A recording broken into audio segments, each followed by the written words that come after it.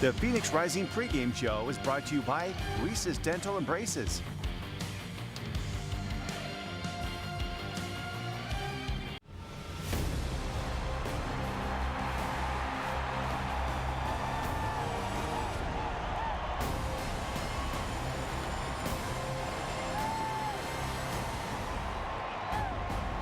Phoenix Rising fans have waited 4 long weeks to welcome back the Western Conference Championship team to Casino Arizona Field. But now they get to welcome them with a new title, USL Championship regular season champions, as Jamison Alave and the Real Monarchs come to town for what should be an epic night of football in the Valley of the Sun. Tyler Terrence along with Devin Kerr, so glad to have you with us. Pre-game brought to you by Reese's Dental as always. Devin, Phoenix Rising have everything wrapped up with a bow as far as the regular season is concerned. For the Monarchs, it's a bit different. They've been in good form, and they're in the heat of a really, really tough playoff race right now. It's definitely time for them to show us what they're made of, though. I mean, both teams, you've hit the point in time in the year where you don't want to just go out and win. You want to do it with style points. You want to hit the ground running when you get into that playoff race. This is going to be an epic battle.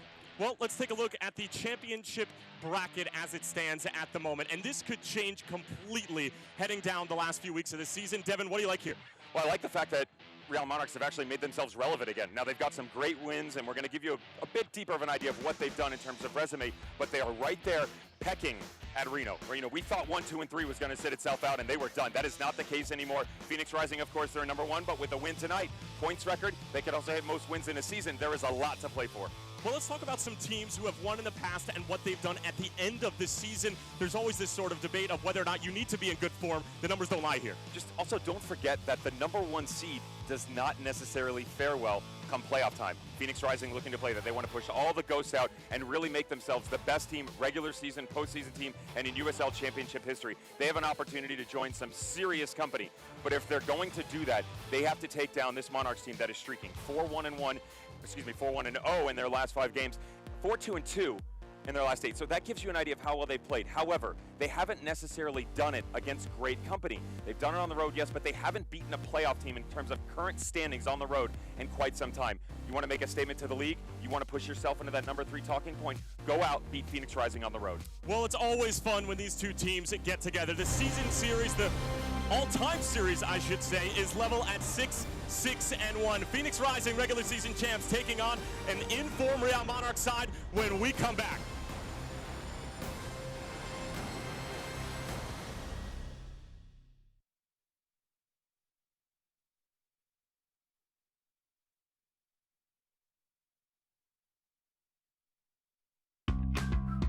At Arizona Federal, our passion is to help out the community where you live and work, because where you bank should make you feel good. Show your support for the home team with the Phoenix Rising Visa debit card. When you open a new account, you can score $100 just for using your card when you shop. How's that for an easy goal? Be a part of our commitment to the community. Arizona Federal Credit Union.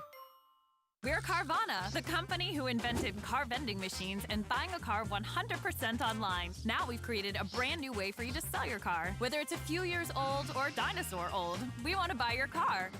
So go to Carvana and enter your license plate, answer a few questions, and our techno wizardry calculates your car's value and gives you a real offer in seconds. When you're ready, we'll come to you, pay you on the spot, and pick up your car. That's it. So ditch the old way of selling your car and say hello to the new way at Carvana. Mobile Mini is a lockdown defender. Have peace of mind using Mobile Mini, guarding all of your valuables on site, at home, or at your business. Mobile Mini storage containers are made of 100% steel and maximize your protection with our patented Tri-Cam locking system that is camera-proof, cut-proof, and drill-proof. Proud partner of Phoenix Rising FC.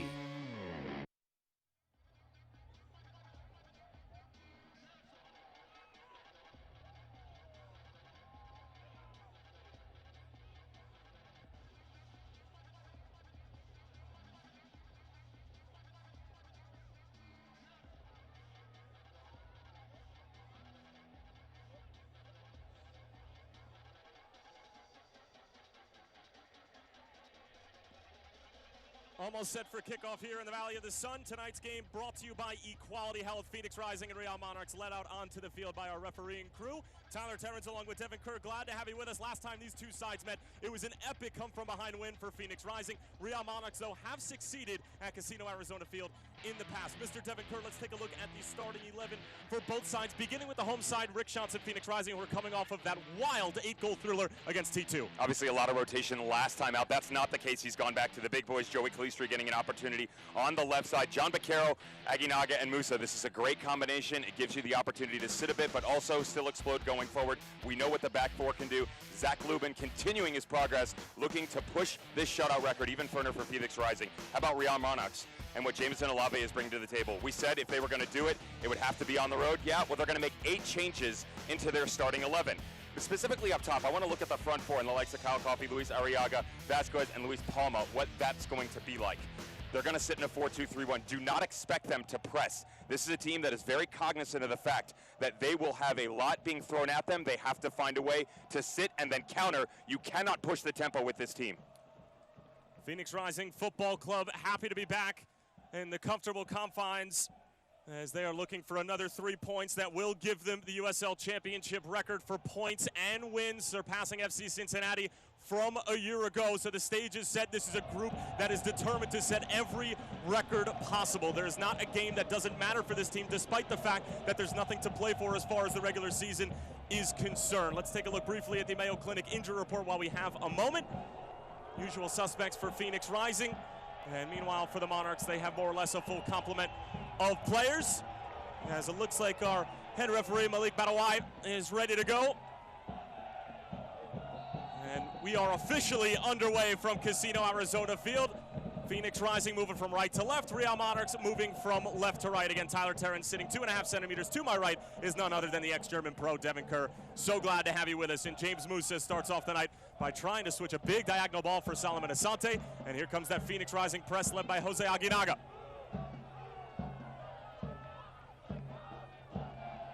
Aguinaga on the ball again. Asante trying to go back for the Spaniard. And the Monarchs will try to clear it out of danger. And while we have a moment, let's take a look at tonight's Ulster uniform report for Phoenix Rising. In their classic red and blacks at home, Real Monarchs on the road in their all whites. Mustafa Dambuya go all the way back for Corey Whelan, Devin, who has just been mighty impressive. And everything that we're hearing from the coaching staff, from the front office, is that this guy has gelled extremely quickly in a new situation. And really, it's been impressive to watch him grow game in and game out with this group. We were spoiled early on this season talking about the distribution skills of AJ Cochran. Now he gets a running partner back there, and that's no disrespect to Luigi Mar or Joey Farrell, but their ability in terms of range is a bit further than those guys. And just keep an eye on the long balls coming out of the back, left and right footers respectively. And I love the little step that you'll get out of Corey Whelan as well. When it goes side to side, he does not have any issues whatsoever with taking a little touch into the midfield and attacking a little bit. That opens up other spaces, especially on the outside wings. John Baquero, who missed a few weeks with an injury, back into the starting 11. Loses possession, and the Monarchs will claim it for the first time tonight, really in true possession, coming off of that really impressive 2-0 win against Orange County, which had all sorts of playoff implications, as this is a Monarchs group that has a really tough end to the 2019 regular season campaign. But the good news is that they're playing the teams that more or less they're catching or they're trying to create separation with, as this one is sent over the top for Kyle Coffey, trying to get there, but the offside is up about 25 yards inside of midfield. Devin, this has been an awkward season for the Monarchs. Coaching change for a second year in a row, but somehow they've managed to put themselves right in the mix. But a lot of that has to do with just the nature of the Western Conference standings this year. There's also a massive amount of talent in this team. Think about the ability to jump into your academy. You can obviously deal with Real Monarchs players as well. And then every now and then they get loanees from Real Salt Lake. That's not the worst issue to have. The problem is you don't have guys on the pitch on a regular basis, so it really tests the chemistry. You have to rely on everything that you practice all week long. Dambuya scampering to try to get there. He keeps it in play, but it's going to go all the way back for Andrew Putnam, who's getting the start in between the sticks. As he and David Ochoa haven't split time, but Putnam has certainly done well in the 11 appearances, now 12 that he's made, including 4 clean sheets. Not a Monarch side that's wowing anybody in that category, but they find a way to put the ball in the back of the net more times than not.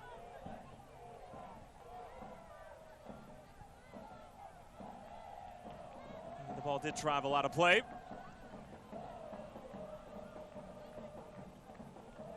A lot of the fans and even the players during warm-ups sporting pink tonight in honor of Breast Cancer Awareness Month. As John Baquero will switch the point of attack. Mustafa Dambuya. Give it right back to him. And John Baquero, as so many Phoenix Rising fans know, and for those of you who don't know, he really is taking this Phoenix attack to a different level, coming on loan from Toronto FC this year. And he's been absolutely outstanding. And he has been in the starting 11 as Adam John clips one through. Dia able to get there, and that's a really rough challenge on the near side. Certainly going to get the attention of Malik Badawai. And it looks like it's just going to be a throw-in. Dia is going to try to shake it off, but that was a nasty-looking challenge coming in from Steve Yasso.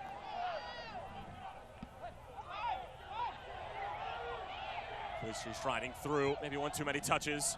And Mustafa Dambuya will try to track back on the other end. Being hounded by Kyle Coffey.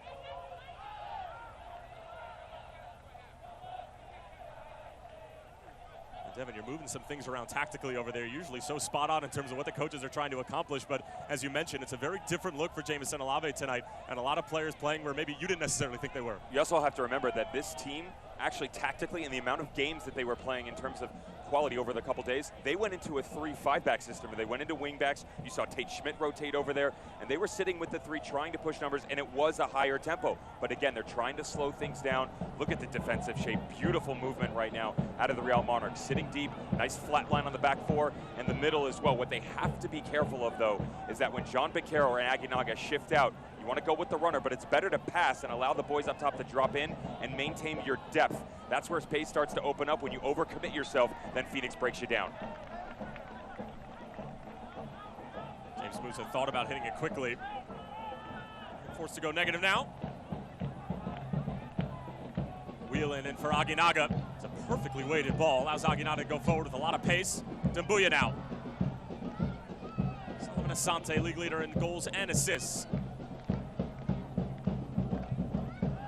Some people thought that he might break Cameron Lancaster's record from a year ago with the games remaining.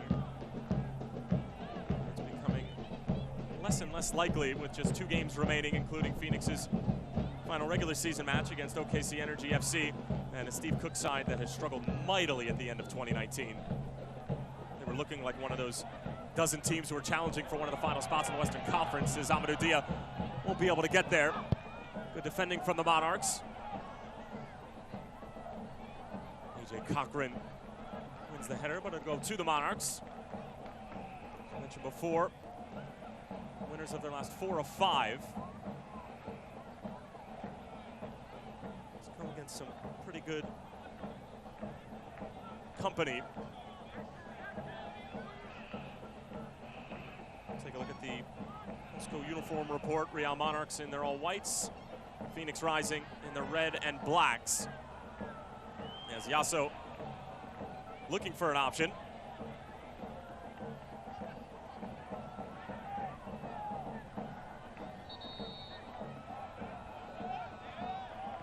Jamison Olave is not exactly happy with that sequence of events, but Amadou Dia will put it back in play. Musa in for Asante. Sidesteps his way through trouble. That is just vintage Asante, keeping the ball in tight quarters. And when most would lose it, he's able to keep it. Good through ball for James Musa, but it's just behind him. There was a slight deflection on the near side coming from Steve Yasso.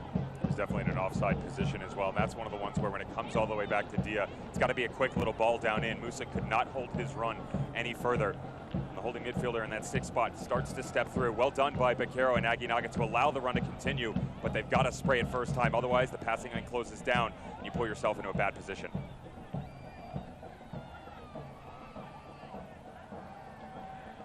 Right through Musa's legs, and now the Monarchs are off and running. Luis Palma. Dambuya clears it away, but right to the foot of Arriaga. Arriaga going for goal, takes a nasty deflection, and it's off the post. Zach Lubin was completely beat, but saved by the woodwork. This is one of those ones. Notice on the other side, they sit deep. They allow it to develop. Yes, Moose is in an offside position, but when this comes the other direction, they strike quickly. A snake with venom coming after their prey, and it's really well done by the Monarchs. Notice the little pull all the way to his right foot. Does take a deflection, but more importantly, the second one that goes off the woodwork.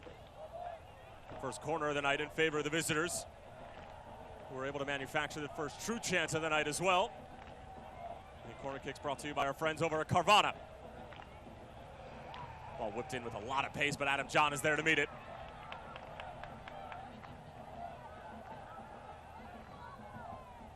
Delivery denied by Joey Calistri, and did well defending. And Calistri gets fouled, and that's going to get the Phoenix Rising faithful on their feet. They appreciate some good hustle and some good 1v1 defending when they see it, and Joey Calistri able to produce. How about that performance from Joey Calistri against New Mexico United, coming off the bench, scoring 2 goals and stealing a massive point at the lab.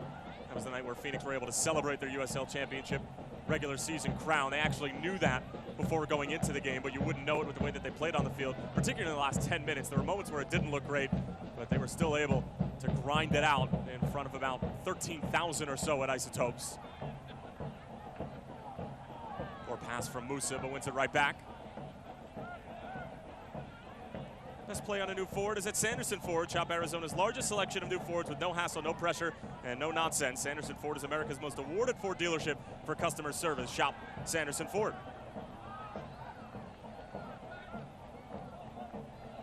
Ball played into space. Coffey won't be able to get there because Zach Lubin is sharp off of his line.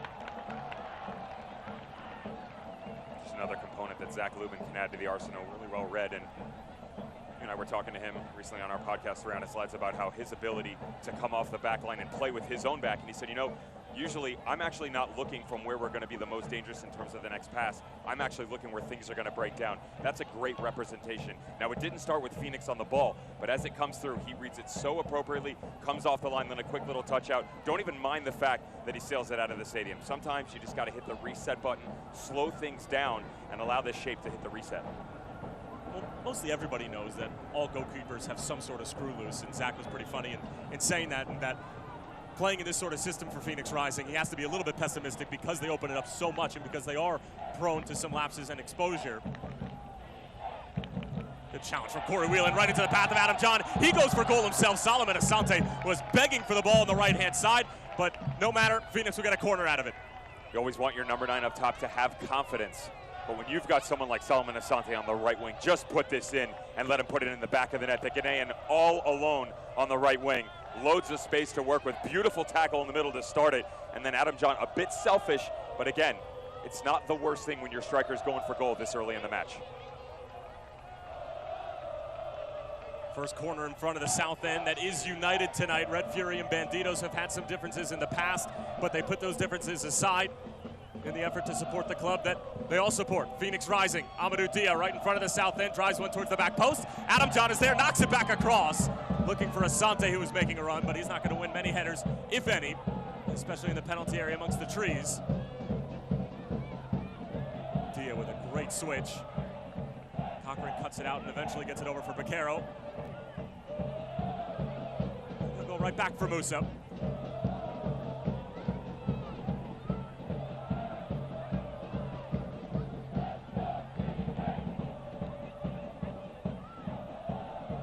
Whelan striding forward.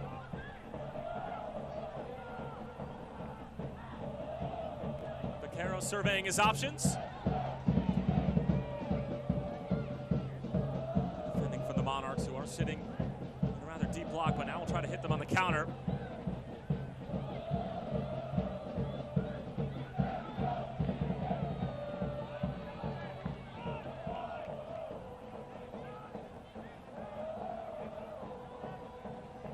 Yasso. And Sam Brown in the middle of the park. Incredibly young Real Monarch side.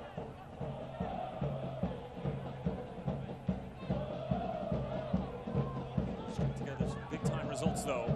This good run of form in the last 5 games is actually right off the backs of a 5-game stretch where they could not find a win, but they did have some decent draws. However, a loss to the likes of Los Angeles Galaxy 2 was not exactly something that Jameson Olave was happy with during that stretch. This will go all the way back for Zach Lubin. It's kind of that stretch that I was talking about where, yeah, you go beat Reno, and that's your best victory all season long on the road against a team that was really starting to put the pieces together. Reno following suit, similar manner in the sense that they actually haven't really been that great in terms of their overall resume. Lots of wins, but when you come this time of year, and we kind of showed you that graphic coming in, you really want to hit the ground, not even running, but at full sprint come playoff time. A lot of the teams in the Western Conference just aren't necessarily doing that. You don't see guys going out and say, I want this. And that's kind of where Phoenix has started to turn it up a little bit again. They lose to Fresno, 1-1-1 in their last 3, but you have 2 games left. You can easily turn that around. Dambuya, great way to pass for Adam John. Tries to return it, shouts for a handball. Malik Badawai was looking at it, but did not give it. Certainly an interesting one. Good interplay between Dambuya and Adam John, regardless of whether or not the whistle was blown.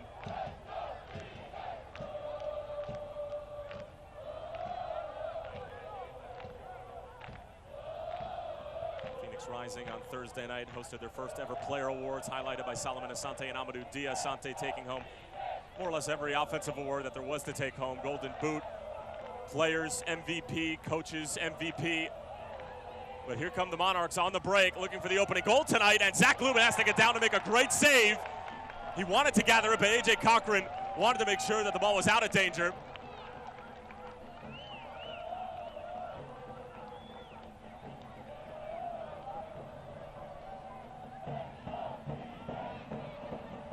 They don't have a lot coming their direction in terms of goals for the Real Monarchs. We talked about 8 players being rotated, but if anybody's going to stick one in, it'll be Kyle Coffey. 4 in the back of the net already this year, and that's going to be their go-to up top. Can they find a way, though, to quick strike? And they're showing you, opening 15 minutes of this match, they're more than willing to take possession, just sit back, take a lot of offensive threats coming in the likes of Phoenix Rising. But if you have the discipline, that's the biggest key against Rising. If you have the discipline to sit back and do it for a full 90 minutes, how many have? You can break them down. We saw that with Fresno, and there's the overall ability to say, hey, you know what? We're going to take this away here. We don't mind if you beat us in terms of possession. You can try and pound the back of the net, but we're going to make sure we're as defensively sound as possible, even if we're only going to get 4 or 5 chances on the offensive end.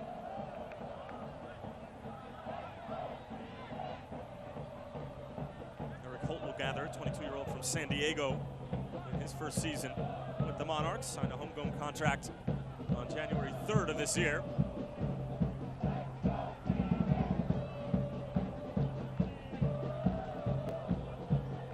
Schmidt, local product out of Phoenix, loses possession. Asante lays it off for Mustafa Dambuya.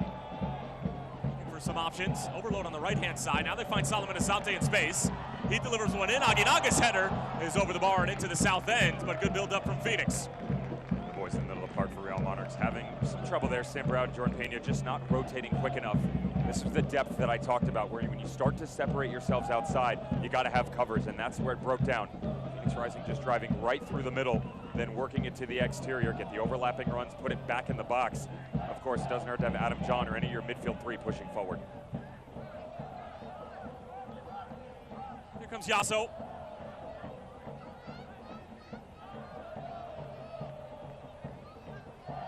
Arriaga. Yasso around Aguinaga. One-touch pass goes awry, and Corey Whelan immediately releases Joey Calistri at the bottom of your screen. Calistri will slow things down. Phoenix Rising is pleased to have players of great hearts as tonight's Phoenix First Watch Ball Kids. Be sure to visit www.firstwatch.com to find your neighborhood First Watch, the daytime cafe.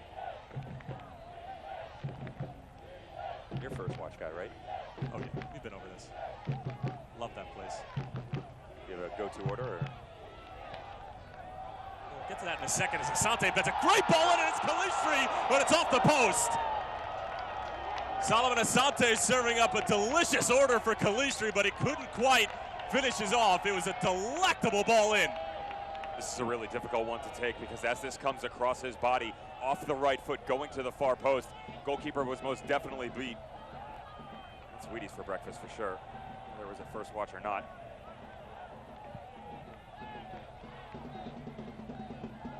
All the way back for Putna, but it's almost in the reach of Adam John, who ends up running into Blua.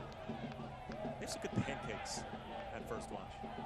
really good pancakes. Flavored or plain? Flavored. This is what they were being able to do just a moment ago when it's coming back across. Lovely rotation. Just well done finishing things off. Phoenix Rising being patient in their own actions, giving a lot of credit to Real Monarchs. It's really well done, moving side to side. Just keep an eye on the middle of the field. Where is the playmaking going to come from? Be that man, Aguinaga. Calistri on the first time sees his delivery denied by Yasso.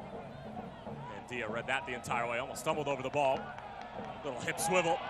And here goes the Clemson product. The Frenchman on his left side. Dia into the middle, and it's cleared off the line by Holt. Terrific defensive play, eerily similar to the equalizer Dia scored against T2 earlier this year.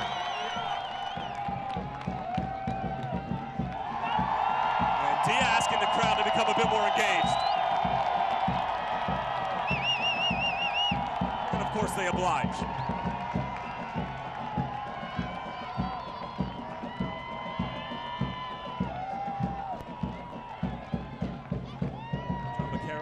Corner.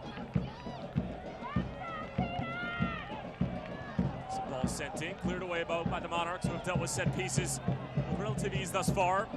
Musa in for Asante, flag stays down, back across, but Putna able to handle it. This is a situation for the Monarchs where they always say the old saying, patience is a virtue. It can also be a fault, and this is one time they got it wrong, where they just allowed this to continue to develop for Amadou Dia on the left-hand side. At the tail end of it, there's 4 shirts surrounding him, but nobody willing to step. With that amount of pace, and he's running at you, as a center back, it's one of the most difficult things to account for. You get yourself turned around, you get caught flat-footed. Amadou Dia just skated right through it. Really well done by Rising, getting him forward.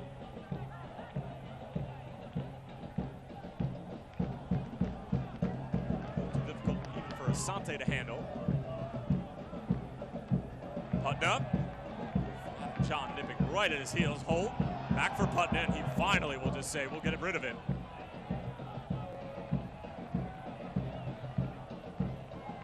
Tempuya, really well done. Gets bailed out a little bit by the bad ball to the far side. He knew he was beat. Well done to just collect, go the other way. When Aguinaga had the right idea, he thought that either Asante or John were making that run. Good distribution from Cochran. In for the Spaniard. Ryder in New Jersey.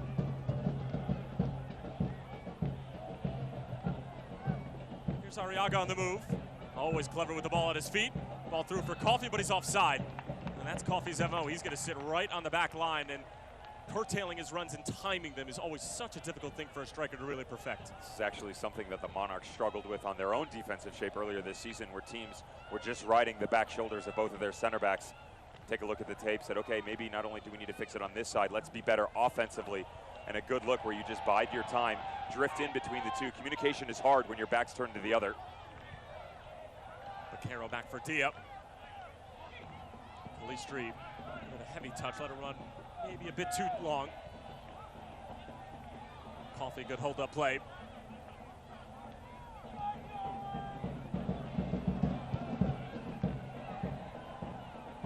Goes direct via Route 1.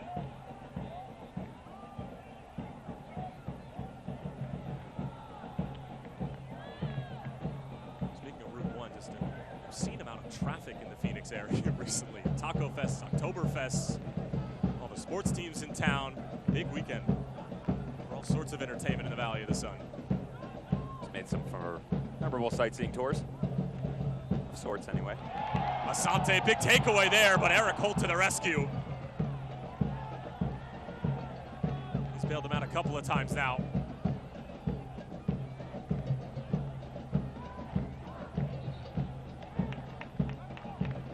There's a new hero in town, and she's Gotham City's only hope. Batwoman premieres on Your Phoenix CW Sundays this fall.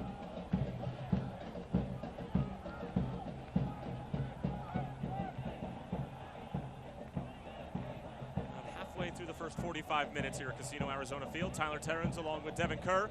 Glad to have you with us. Phoenix Rising back home for the first time since claiming the USL Championship regular season crown. Real Monarchs in terrific form, looking to inch even closer to Reno, who's currently sitting in 3rd. Get within 2 points and level on games played. Monarchs playing their game in hand.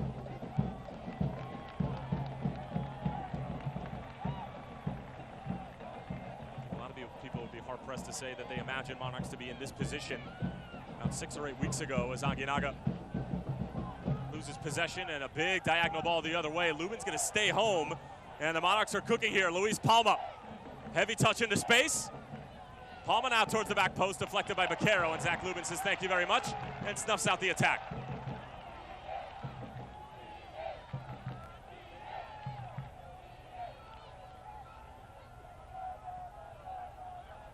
Asante turning. Ake is there space to run into. Asante touches it out wide. Calistri back for Aguinaga. Lofts one in, looking for John, and it's snapped away. Phoenix just probing, asking questions. Monarchs have had the answer. As good as the timing has been for the boys up top for the Real Monarchs, Phoenix struggling a little bit on the other side of the ball. They move into the offensive third. Both Adam John, Joey Calistri just not reading this ball coming in through Solomon Asante. He picks his head up, and then as the second ball came back through, just didn't have enough space to play it into. Guys got to peel off, bend your run a bit more. Still get a look out of it, but it's a half chance that should not have been. Should have a much better one-on-one situation going after Putnam.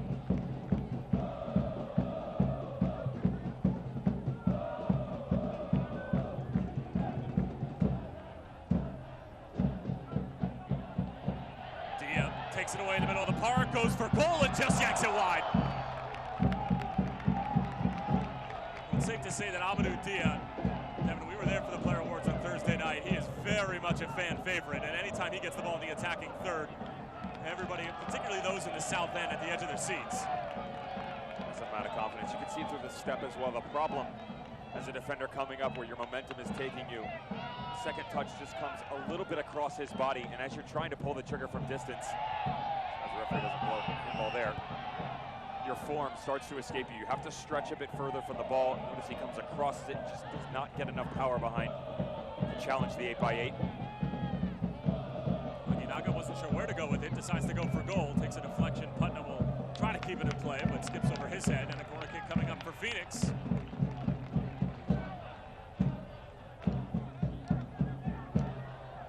Big results today, and they're all big in the second to last week of the season in the USL Championship. How about the back-to-back champions, Louisville Eastern Conference, 8-3 over the Swope Park Rangers after going down 3-0. No, that's not me misspeaking. There really were 11 goals in that game, so 8 unanswered. Rematch of the 2017 USL Cup final. It was called such a thing as Cochran elevates for the header. Gets nuts just enough. Baquero circles back around. He'll try to go for goal, and he certainly had the interest of Putnam. And don't mind the cheers from the crowd here as the ball rippled the net just on the wrong side. It's a nice little turnover here. Dia had actually gone to the far post. His initial threat was going to be a long ball for the Frenchman, but he realized that as he started to bring it back to his right, Putnam was cheating a bit to the far post, expecting this to go the aerial route and come up for a header. Thought he was going to have to come off his line. John Baquero, so smooth in his ways. Just tries to get a little bit cheeky on the near post. Couldn't beat the goalkeeper. Another big result. Tulsa over New Mexico at 1-0, 2-1. That's a blow for Troy Lissane's boys in this playoff hunt, sitting right at the bottom. I promise you that San Antonio will take notice of that as they get an opportunity to continue to push through. Pittsburgh Riverhounds at the top of the Eastern Conference. Big 1-0 win over St. Louis. Steven Dos Santos with the game winner in the 88th minute. Fresno 1-0 lead over Los Dos. Las Vegas Lights and Reno 0-0. 26th minute in Sin City as the Monarchs can't quite corral it on the counter. Palma has found space in a lot of time over on the right-hand side when they are driving. Speaking of driving, good ball forward from John Baquero. Aguinaga has his shot blocked. Asante on the first time, and that's wide. A bit rush from the Ghanaian. Usually so calm, cool, and collected in those scenarios. But they're certainly banging on the door of the home side. This is actually quite surprising that Asante doesn't let this come across his body to his right foot. The dominant one and preferred, of course. Feels like he definitely rushes it. I agree with you on that one, Tyler. See a lot of space. There is a trailing run coming on the backside. Sam Brown just coming into your picture. Phoenix Rising just starting to pick it up in the final third. A lot of rotation right now, and you can just see as things are coming through, the back four having trouble tracking all the runners. This is where the communication has got to pick up for the Monarchs. Jameson Olave on the sideline just having a conversation right now as Conrad Plua comes over. They did a good job for quite some time where not only were they sitting four and being patient, but they were actually allowing their two holding midfielders to drop back, help out a bit more. Luis Arriaga has now come into the midfield. They've rotated another outside to try and give themselves an outlet pass because they are really struggling getting forward. This isn't a bad move from the visitors. Palma takes a deflection. Corner kick coming up for Jameson Olave's side.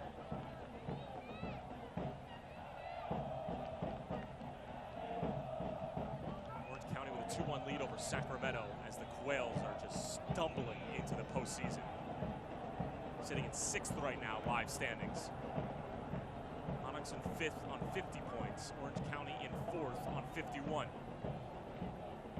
That's what razor thin margins. I mean, one of the things you have to do is if you do go down, come back fighting. Orange County loses to Real Monarchs and they said, listen, we're down, but we're not out. They're proving that they still want to jump into that 4 and take it down if possible. Palma on the corner. Got through AJ Cochran initially. Baquero, a little bit of an acrobatic clearance to get it away from danger. Aguinaga, stout with the ball on his feet. Still flirting with danger, but just enough.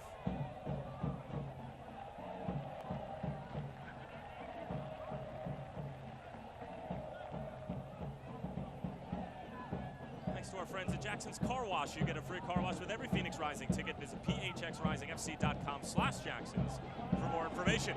Dambuya looking for more information and trying to find Solomon Asante.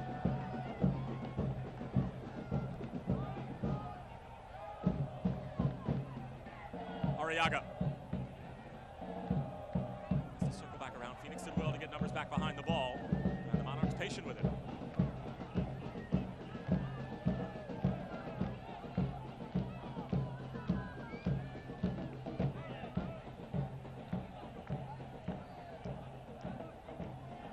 Thoughts on the first half hour or so? It's pretty impressed for the opening 15 minutes for the visitors. That's starting to be pushed to the wayside. They've changed shape a little bit here and just moving some of their midfielding components around. The problem is they're not accounting for the outside backs that are pushing really high, so if somebody steps with them, it's the trailing running behind just like this. Solomon Asante is rotated to the left, quick little ball in by Dia, and they're just allowing that run to come right through the middle. That starts from your goalkeeper who can see the game the best, but more importantly, this has got to be on Eric Holt and Conrad Plua in the middle of the field. They can see it, and they have to be able to communicate much better because they are lacking the last 10 minutes.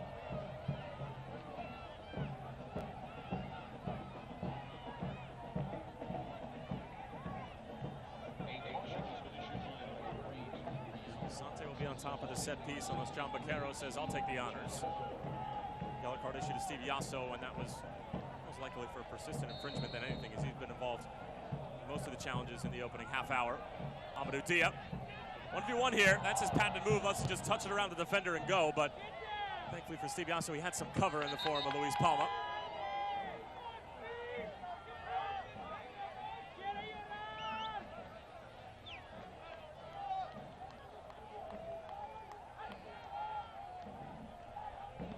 For Adam John posting up, lashes it across. Holt will take it down, now clear it away.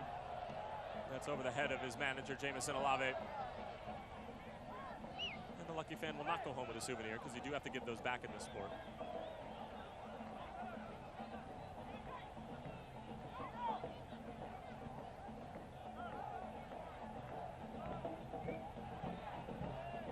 Whelan.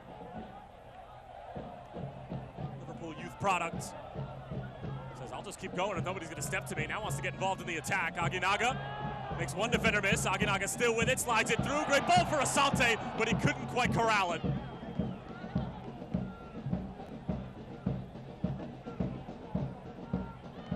Look at Aguinaga racing back at the defensive end to win it back for the home side. Phoenix will go again. Big diagonal ball. By Tate Schmidt. Coffee. He's got a lot of pace. Now needs an option. Finds one in Sam Brown. Palma. It's a good Dia, but the run was being made to the near post from Coffey, a bit behind him. Back for Schmidt, former Louisville Cardinal. Nice little 1-2, Arriaga will keep it in play. Now sent towards the back post, knotted down and cleared away by Phoenix. AJ Cochran able to get there.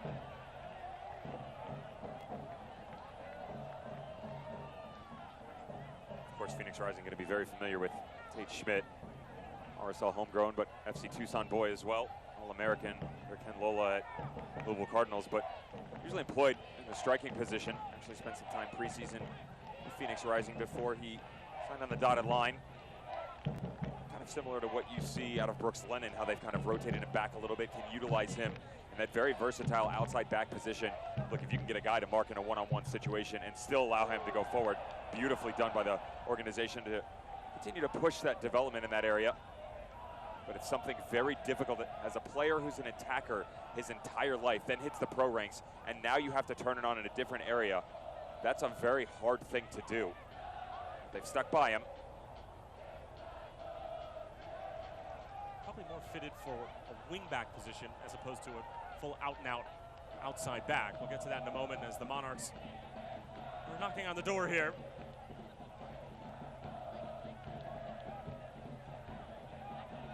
Arriaga.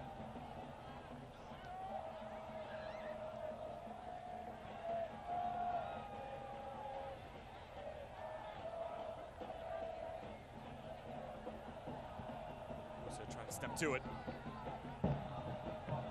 The back heel doesn't quite come off for Tate Schmidt. Vaquero wants to go into space for Solomon Asante, and he's got plenty of it. Asante in for John. It'll go all the way through for Calistri. Still with it. Was he taken down? Malik Badawai had a front row seat, but says, I'm not interested.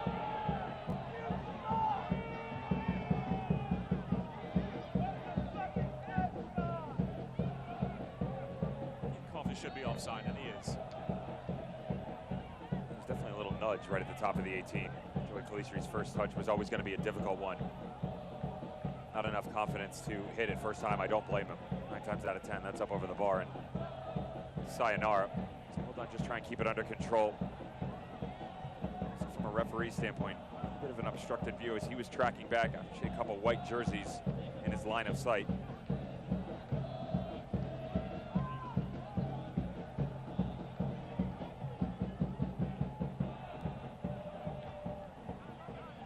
Loose out wide for Dia.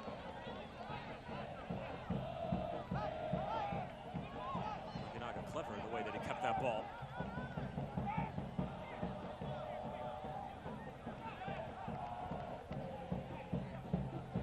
Whelan. Vaquero. Through for Asante. Touch around the defender, but Putnam able to claim it. Really good goalkeeping. There's two schools of thought on this one. They get a little bit lucky with Joey Calistri holding on to it a bit long. That's what the Monarchs are looking to do, to just step in on him and go the other way. He does get it off. Beautiful rotation by the Rising. What you're starting to see more, keep an eye, a lot of pressure coming off the back. Amadou Dia pushing into the middle. The outside bids in Joey Calistri and Solomon Asante are basically coming all the way on the inside. They're just allowing themselves to flood the middle of the field. That's the tracking of the runners in terms of defensive responsibility and all the trouble that the boys in the white shirts are having. Dia steps up, Nabuya steps up, even Corey Whelan, we've seen a couple runs where he's gone in just a moment ago. Nice little one touches. And as a former center back myself, accounting for all that is hard. You gotta trust the next guy next to you where you allow the runner to go, but then also give a shout. Say, listen, leave, pass, anything you can do when your eyes are out in front of you, you don't know what's moving behind you. And from what you can hear down on the field right now, if you can't hear it at home, there's not a lot of that going on for the Monarchs. They're tracking, they're using their eyes, but your mouths be your aid in this situation. Asante on the turn, now is going to go for goal, and Putnam with a sprawling save. It falls for Dia, still in play and cleared off the line. Still waiting for the official signal from the assistant referee. Malik Badawai is having a conversation, and it's going to be a goal kick. It looked like the ball that Dia played actually traveled over the line, but take nothing away from Andrew Putna, who just denied Solomon Asante one of his better goals of the season. This was 1-0. This had the beautiful lights in the background, fluid motion coming from Rising. And notice Solomon Asante, most everybody thought he was going to keep coming to his left there. Instead, little pirouette, comes back over to the right foot, upper 90, top notch from Putna. Those strikes where you're turning fatal away from goal and trying to bring it all the way back across.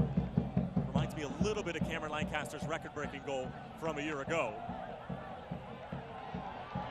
It's Adam John trying to split a couple defenders, finds Calistri, and a ball for Aguinaga, has to go over his fallen comrade as Calistri is slow to get to his feet.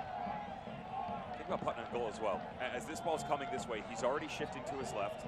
Then he has to come back right because the ball's coming across the box, and then reset yourself because he sees Asante turn, and then go back the other direction. That's 4 movements, by the way. It's in a span of about 3 seconds. Really well done. Calistri in, right at Putnam.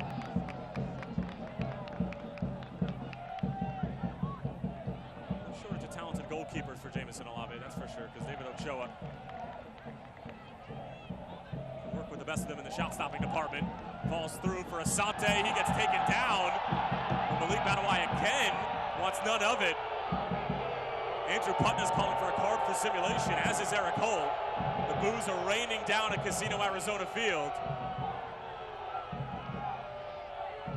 Bad news for the referees. Rick Shantz has not necessarily left the technical area, but here he goes now. Little step out, wants a conversation with the 4th official. Does not like the way that this game is going. Couple questionable calls recently. Aguinaga avoids the first defender. Slides one through for Amadou Dia. Dia puts one in, but angled too closely to Putna, who's getting quite the workout in the opening 40 minutes or so. There's just a massive amount of space at the top of the box here. Would love to see John Baquero crash the party right around the penalty mark. Again, we've seen some really nice movement out of Rising so far. There are some questionable times, such as that, where Amadou Dia feels like he's got the trailing run to the back post, but just so much hard work to get yourself into appropriate position, and that final ball escaping you. Coming up at halftime, we're kicking it with your Phoenix CW. See what happens when a very special fan comes to visit the team. It turned into a practice like no other. That's coming up at halftime.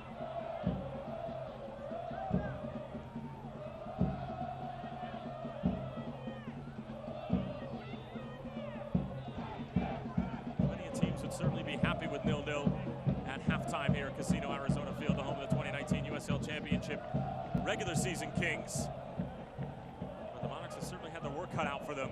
They've had to do a lot of defending as Musa, really rash heading into that challenge, was always going to get called for the foul. He's having a conversation with Jose Aguinaga about defensive responsibilities in transition. That's that sort of offensive defending we're talking about, and that we had a really interesting conversation with Zach Lubin about. Even the goalkeeper is well aware of what they're trying to accomplish even when they have the ball, just because they are so expansive and it is such a unique and dynamic attack. As Musa pushes it along for Aguinaga, Joey Calistri on the left-hand side. Push along for the Northwestern alum. Wildcat on the loose, goes for goal and pushes it well wide. This ball's got to come sooner. It has to be hit much earlier than the way that they're going right now. I like the step. Aguinaga coming out of the middle. You've got Joey Calistri screaming down the left-hand side. And Steve Yasso, who's really having trouble with the pace. Put it out in front of him, let him get down to the end line, and then put it back across the middle. Again, it's that final breakdown in terms of their overall tactical prowess that is really lacking for Rising right now. Doing a lot of work coming off the back line, beautiful rotation out of the middle. When they track right around the top of the 18, they just can't put together a finished product. Speaking of lack of a finished product, the Monarchs are sort of in the same boat, but when you look at the starting 11 that they rolled out tonight, I mean, how are you supposed to score the goals when your 3 top goal scorers who combined have 35 between Douglas Martinez, Michael Chang, and Jack Blake all are nowhere to be found on the field right now?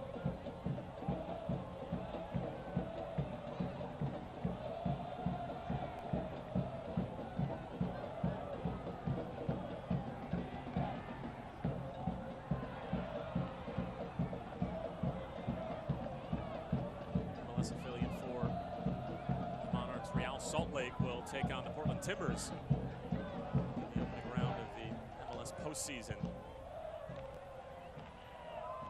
Only under international break, the United States came away with a rather convincing win. Touchdown and an extra point, as well as the clean sheet against Cuba. 7-0, Weston McKennie bagged a hat trick in less than 15 minutes. You're welcome. I do not believe he is legally able to drink any sort of adult beverage in the United States. Send him to First Watch, get him some breakfast. Those pancakes you were go. talking about, water with lemon, it's always nice. Or he can stay in Germany at Schalke and he can just do whatever he wants there. It's a really difficult ball to find. John brings it down with utter grace.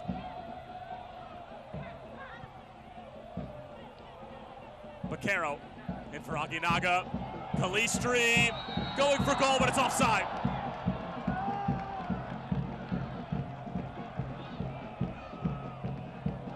They're getting it right. I mean, they are a boatload of chances on the way of rising. A couple offside calls that questionable whatsoever. You can see they're a few steps offside. Still challenging everything going on. It doesn't help when Arriaga is basically just gifting a chance in the middle of the field. You have to wonder with the guys, just Sam Brown, Jordan Pena, everything that's going on, as to whether or not they can continue this, as they are starting to absorb a lot more pressure than Jameson Olave would like. And I understand sitting back, I'm all for it. But the shape that they carried for the opening 15-20 minutes is starting to escape them. Baquero. Oh, that would have been inch perfect for Calistri. It'll still fall for him. Calistri. Asante trying to turn, tries to regather himself.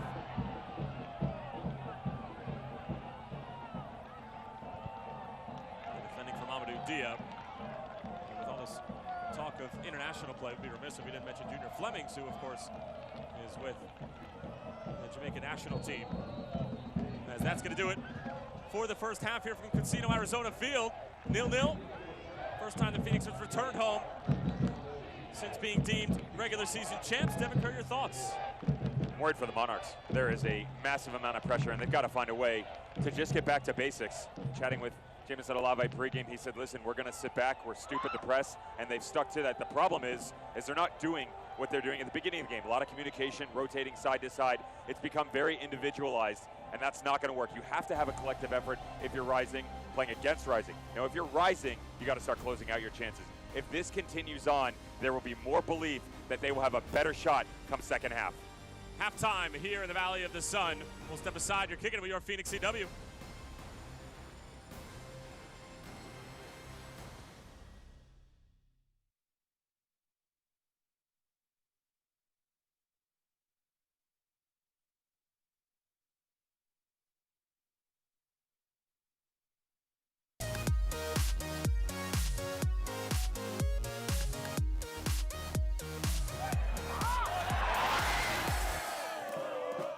I'm Jay Russell, and you're kicking it with your Phoenix CW. Welcome to halftime.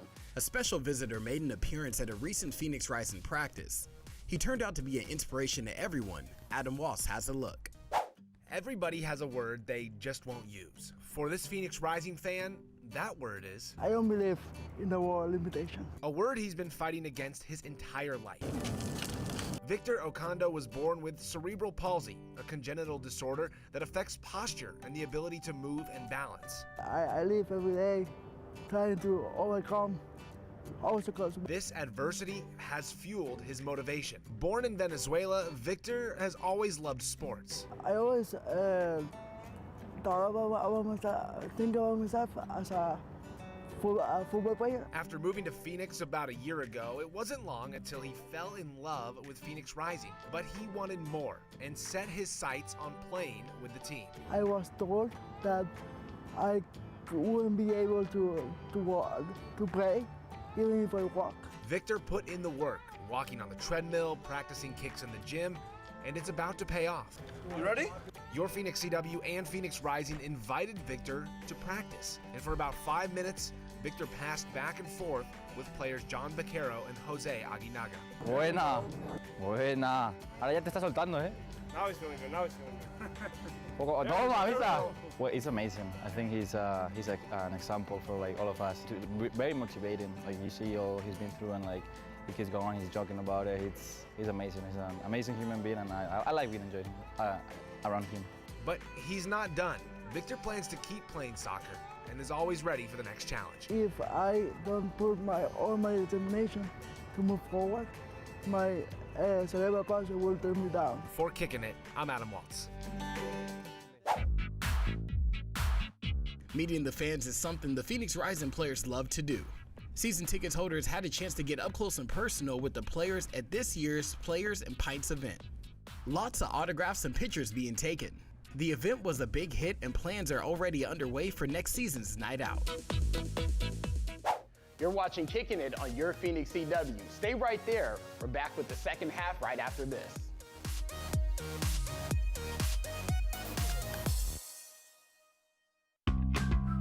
At Arizona Federal, our passion is to help out the community where you live and work, because where you bank should make you feel good. Show your support for the home team with the Phoenix Rising Visa debit card. When you open a new account, you can score $100 just for using your card when you shop. How's that for an easy goal? Be a part of our commitment to the community. Arizona Federal Credit Union. We're Carvana, the company who invented car vending machines and buying a car 100% online. Now we've created a brand new way for you to sell your car. Whether it's a few years old or dinosaur old, we want to buy your car. So go to Carvana and enter your license plate, answer a few questions, and our techno wizardry calculates your car's value and gives you a real offer in seconds. When you're ready, we'll come to you, pay you on the spot, and pick up your car. That's it. So ditch the old way of selling your car and say hello to the new way at Carvana. Mobile Mini is a lockdown defender. Have peace of mind using Mobile Mini, guarding all of your valuables on site, at home, or at your business. Mobile Mini storage containers are made of 100% steel and maximize your protection with our patented Tri-Cam locking system that is camera-proof, cut-proof, and drill-proof. Proud partner of Phoenix Rising FC.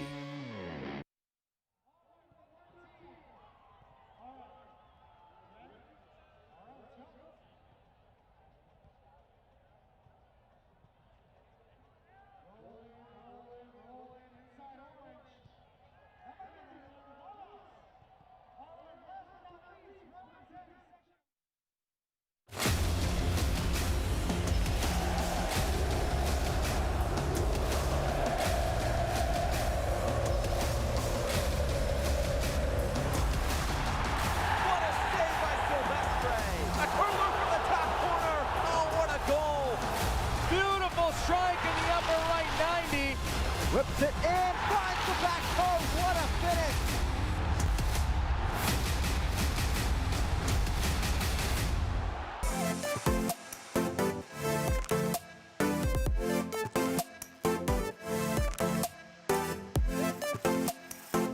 All these experiences are new, and the new experience is always the most exciting because it's something that you've never been a part of before. And I think that's one of the biggest draws of Greenville is to come in and to be a part of the beginning of something great. Well, Greenville has officially been awarded a professional soccer team. There is a big soccer presence in the upstate, and they just needed a team to rally behind. It's like, oh wow, like this is actually, this is real. And I still didn't really grasp how big it was going to be.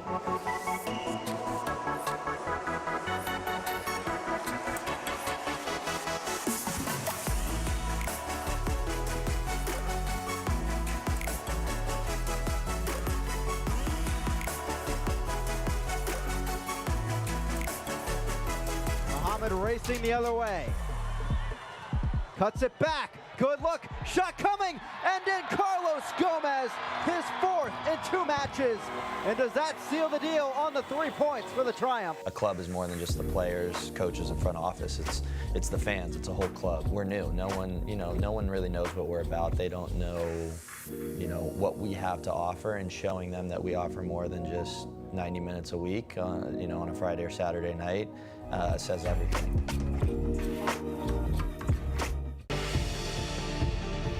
He's going to go at goal. Shot and a goal!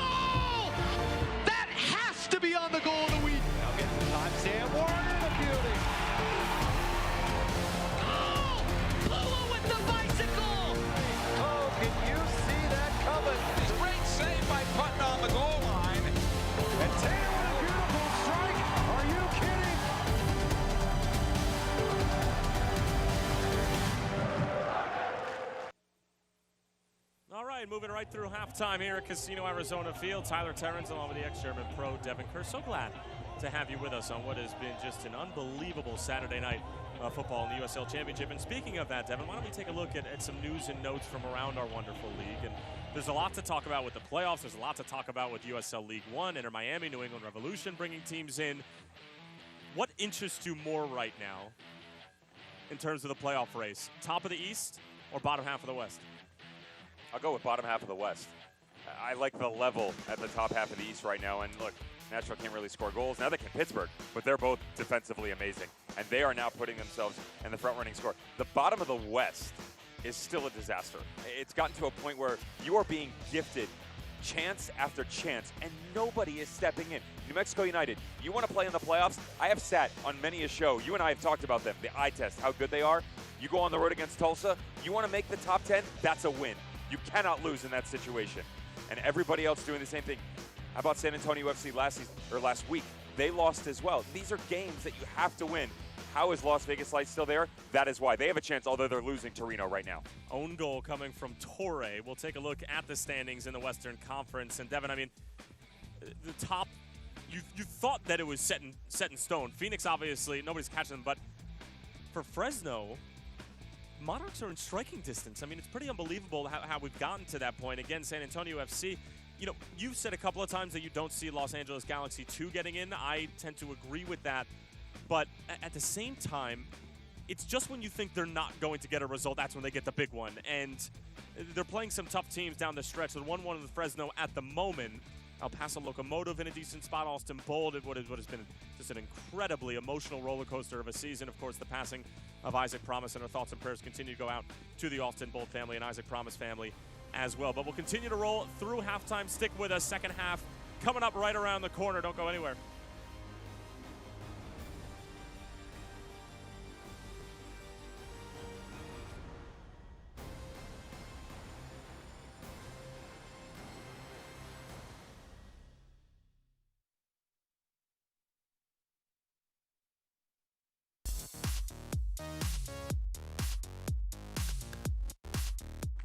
Hey, welcome back to Kicking It. I'm Adam Waltz. I'm walking around my neighborhood with my wife, baby, and my dogs, and I saw this on a neighbor's curb. It is their Phoenix Rising fandom right there on their house number, and if you have a cool way, a unique way that you're showing your Rising fanhood, send it over to us. Use the hashtag RisingOnCW. I'll send it back to you in the studio. Hey Rising fans, we love it when you post on social media. When you do, make sure you're using the hashtag RisingOnCW, Instagram, Twitter, and Facebook. We want to see your spirit, hashtag RisingOnCW. I'm Jay Russell, and you're kicking it with your Phoenix CW. Welcome to halftime. There's a lot that goes into each and every game, but some of the prep work isn't as hard as you might think. Are pregame superstitions, rituals, or routines really a thing? You bet they are. Yeah, I think all of game day, you know, most guys have their routine, like when they wake up, what they do, and then as you get closer to the game, what you're listening to, what you're thinking about. From specific music to a lucky piece of clothing, just about all players have some sort of game day tradition. Take a nap, that's for sure. That's about it. Other than that, it's just what do I feel like? When it comes to game time, it's game time, so. Amadou Dia isn't the only one who makes sure to catch a couple of Z's as part of their pregame ritual. Carl Wazinski is even more hardcore when it comes to a pregame power nap. Superstitions, always have to have a game day nap. That's my biggest one. If anything, everything else can go wrong. If I get a little nap in, I'll have energy for the game. That's something to dream about. When we come back, highlights from around the USL. More Kicking It right after this. At Arizona Federal, our passion is to help out the community where you live and work, because where you bank should make you feel good.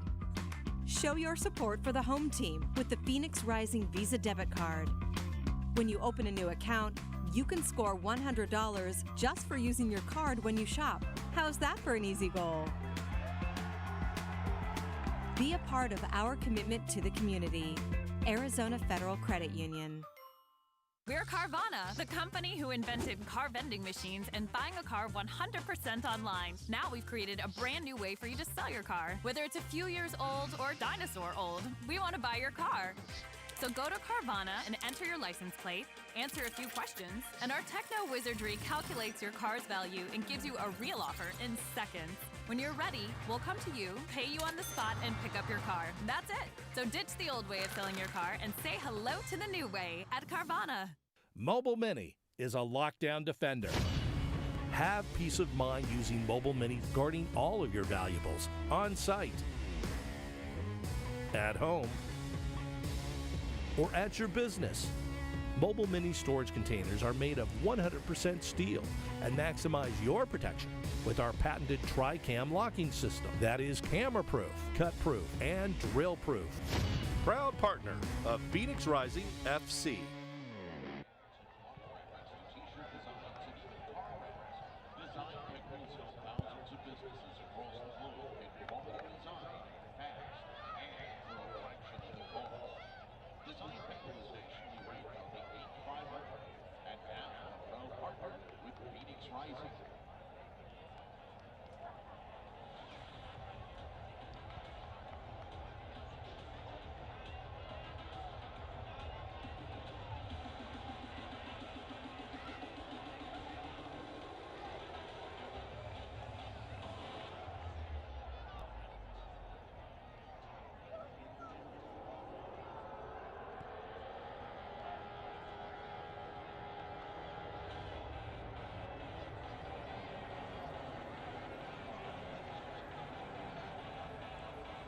Just about ready for kickoff in the second half here at Casino Arizona Field. Tyler Terrence along with Devin Kerr. 0-0 here between the regular season champs and the Real Monarchs, who have been in excellent form. But last half hour or so of the first half, you certainly wouldn't know it because Phoenix were peppering them. But thanks to Andrew Putna, they certainly were able to keep themselves in the game. We'll take a look at how the numbers shook out.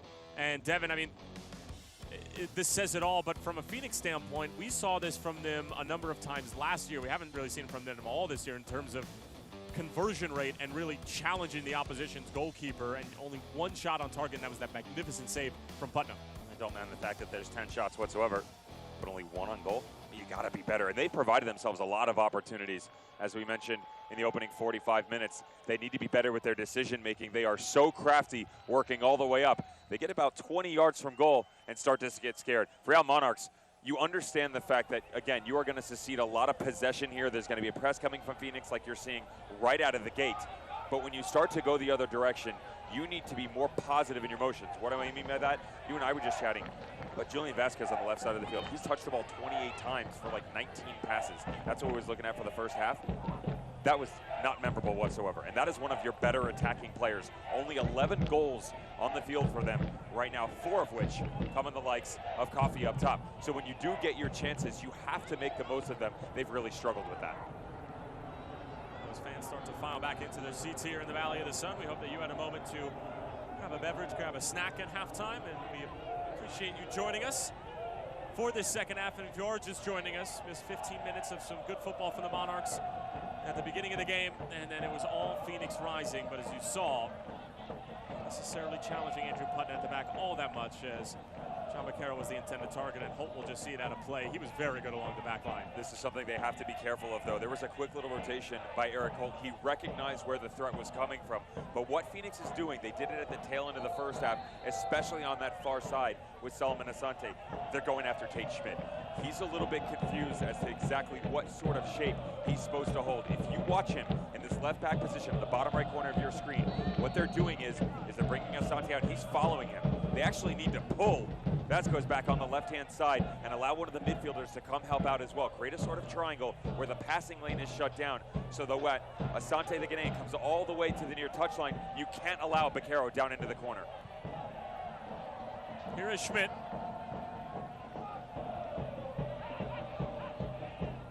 Right up on Whelan, but able to gain possession back for Phoenix. Calistri. The starting 11 in terms of what we've seen from Phoenix Rising over the course of the 2019 season, with the exception of Junior Flemings, who's with Jamaica on international duty for CONCACAF Nations League.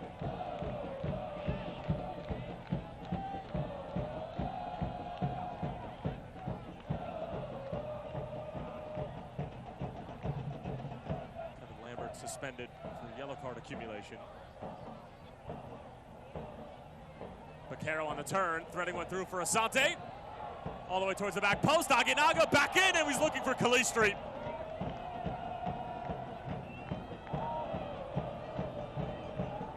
Coffey tried to push it along, Dia. Sends it back in, Schmidt out of danger. Shoulder by Vasquez. Great stuff from Corey Whelan, stays on his feet as well. Vaquero. Delicate ball through for Asante. Great nutmeg. Tate Schmidt to the rescue. Now look at all the space for the Real Monarchs on the counterattack. Arriaga leading the charge.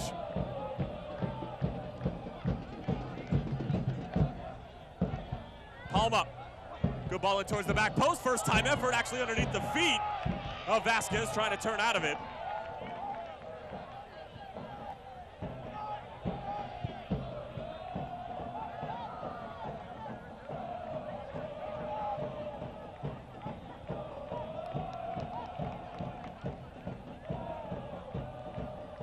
Exactly what they want to do, though. Both these teams really struggling in terms of execution on the offensive end of the ball. Go quick the other way, absorb the pressure, and as you pounce, where's the space going to come from? Rising's willingness to not only establish their dominance and throw so many numbers forward, but also gamble a little bit here. You do overexpose not just the space in between the outside backs, but your center backs as well. You're seeing Corey Whelan stepping up into the space, helping those through balls out. You have to be very careful, though, because as this game goes on and long balls coming across the middle, those diagonals are where they're going to be at their best. Booyah splits two defenders and keeps possession.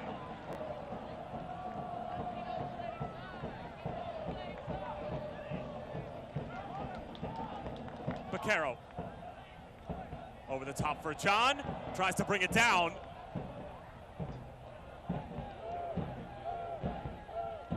And Corey Whelan is down. Struggling to stay on his feet behind the play. Calistri on the turn. Should be a corner for Phoenix, and it will be, but Corey Whelan is in agony.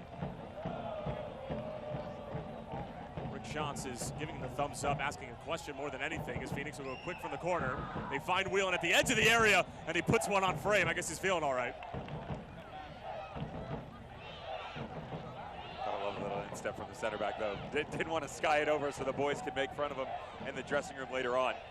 I don't mind the fact that he has a go, though. Just put your head over it, lean in, forget the laces, go back to basics.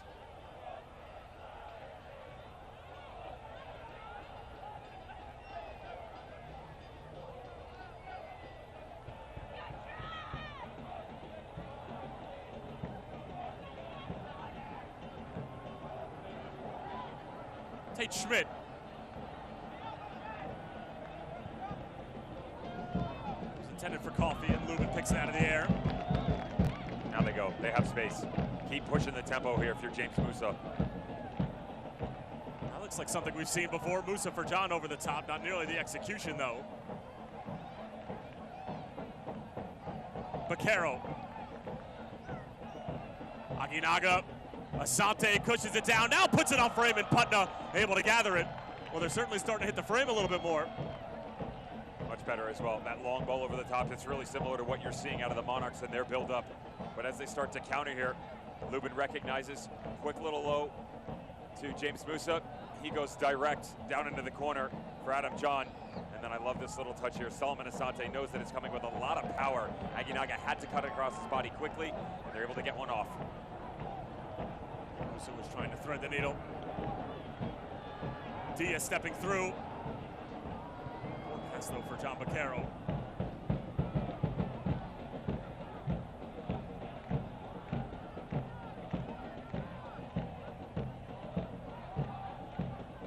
Calistri, good interplay. Calistri trying to put it on frame, and a great sliding challenge along the back line for the Monarchs. Conrad Plua. Now it's Vaquero, dinks it over the top for Aguinaga, onside. Aguinaga brings it down back into the middle, but he's offside. John Baccaro absolutely beside himself. And the linesman on this near touchline, I might be with him. The way that this ball is weighted up over the top, this looked like it was perfectly placed.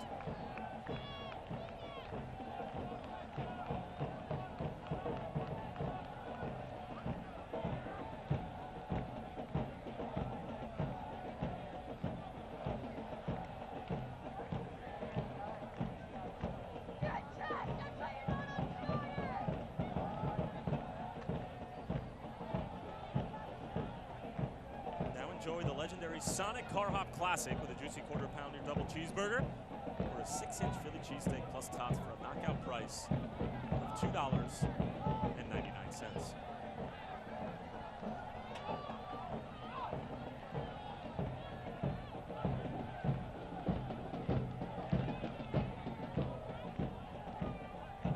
John.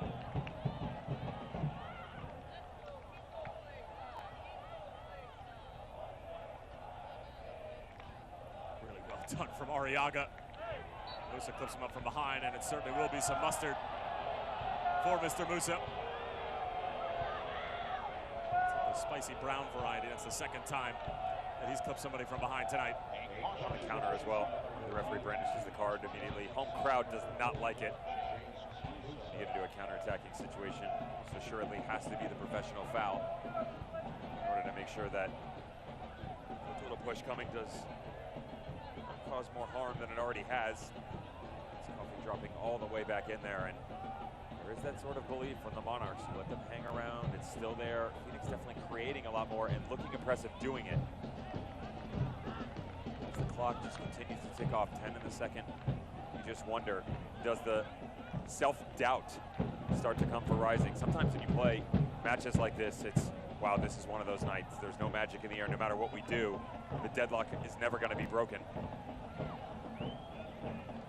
Somehow sneaks through for Dumbuya. Vasquez clears it away.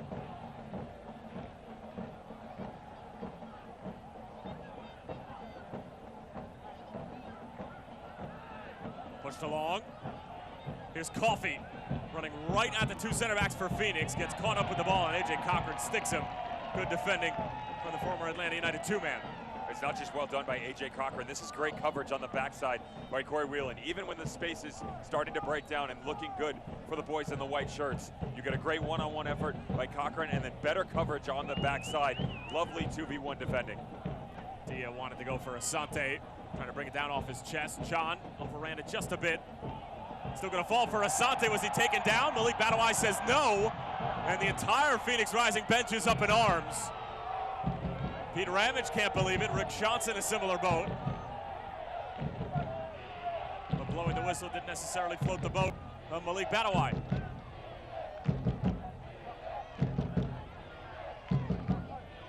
Coffee. This game becoming a little bit more expansive now.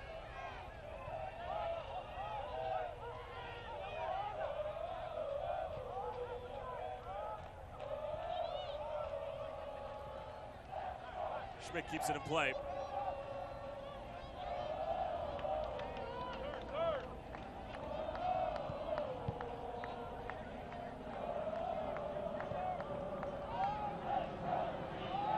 Pena.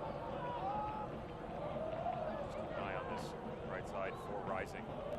Something that Monarchs are definitely noticing as well. What they're doing is they're pushing Solomon Asante higher so that they can get more numbers going forward. So defensively, though, what he's doing when he tucks back in, he's not coming to the outside in front of Dumbuya. John Baccaro is. John Baccaro starting to rotate a lot more into the outside. It's nice in terms of distribution because he can drop back in, such as this, and then allow them to get forward. But defensively, it can be a bit of a liability. He's quick, but he's quick-witted and quick-footed. He doesn't necessarily have that top-end pace. And when you're going against guys that are as talented as Vasquez on the left-hand side, you have to be careful.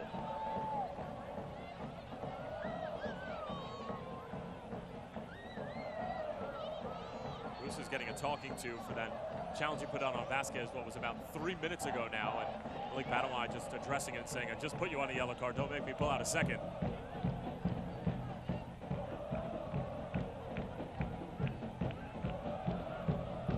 Monarchs, 2v2 if they hurry. Aganaga sprinting back to try to give his center back some support.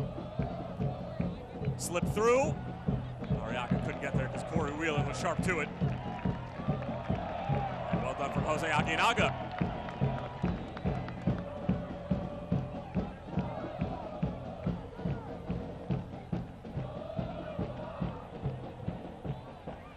Pushed all the way along for Mustafa Dambuya.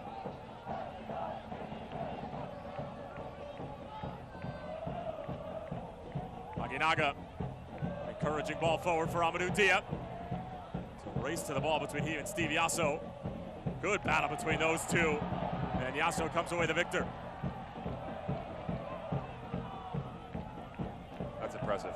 That's really, really special stuff from Yasso on that far touchline. We talked about John Beccaro just moments ago and his high IQ, how he always turns guys around. Amadou Dia follows the same suit, where really crafty with his footwork, cutting inside, turning players around. Yasso had to play not only the quick-witted side of things, but the positional game as well. When things get that quick, sometimes you just got to put your body in front of them, close down the angles. Here comes Coffey. Nice little change of direction, and AJ Cochran says, I'm not having any of that. It's one back, and it's Luis Palma. Keeps an important possession here for the Monarchs, who still have numbers forward. Schmidt. Vasquez pushing it forward. Dia will try to clear it away. It's going to come out the other way. It's time for the Sonic Happy Hour, brought to you by Sonic. Enjoy the Car Hop Classic for a knockout price of $2.99 if a Rising player scores during the 60th minute. One lucky fan will win $500 Sonic gift card. For more info, visit phxrisingfc.com/Sonic. And for those of you who don't know, the only goal scored in the Sonic Happy Hour this year was against Real Monarchs, courtesy of one Junior Flemings. Vasquez took a really tough shot there. Coffey, a bit of a cumbersome touch. Vasquez still down behind the plate.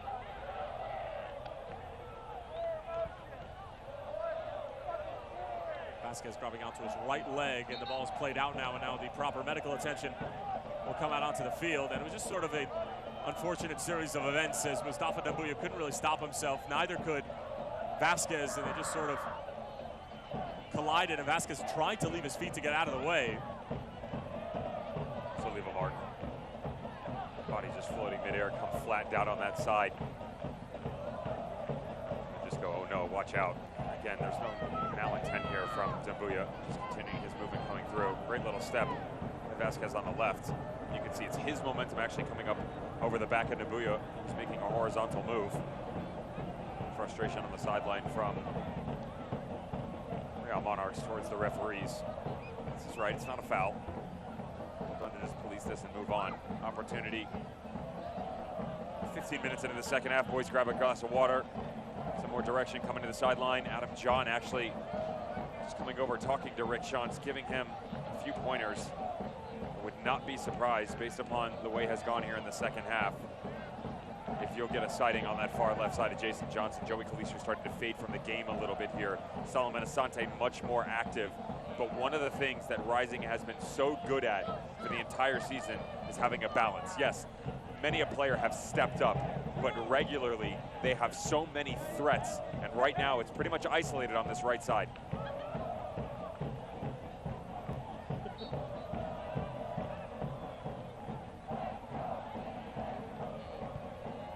Play. Vasquez, it looks like, is going to be ready to go once he gets the go-ahead from the fourth official.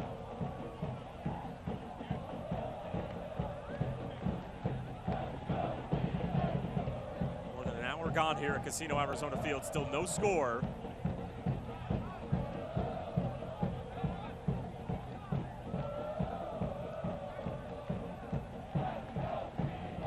Some updates from around the Western Conference. Fresno and Los Dos still locked up at 1-1.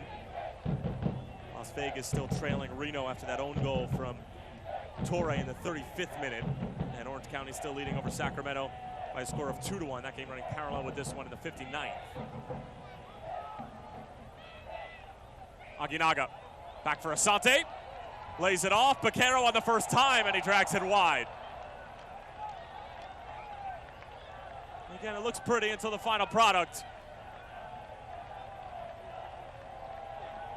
And step across the body, bottom corner. This was an easy one for the goalkeeper, though. Sees that John Baquero doesn't have the ability to take a touch on this and instead elects to go to the far post side of things. It's not a bad idea here, though, to reset yourself. Of course, he doesn't necessarily have the strongest left foot, so going with your right, make it a lot easier for the goalie to just push to the side. How about Fresno, by the way, taking all of the thunder out of that win streak from Phoenix Rising, have now lost 3 on the bounce. I'm not going to say who it was. Actually had the opportunity chatting with one of the coaches who is above the playoff line right now. His exact words to me, I don't think Fresno's going to win another game the rest of the season. They're headed in that direction the way that they're playing.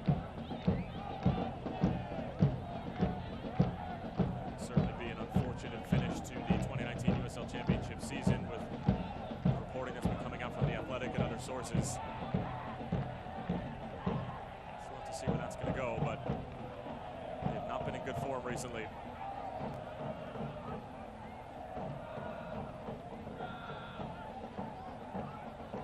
Calistri. A little tug from behind.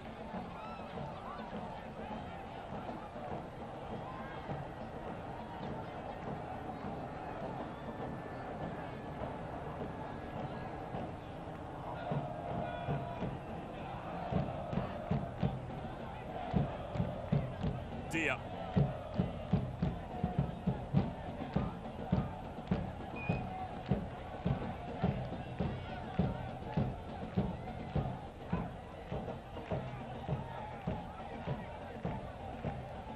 Calistri on the turn.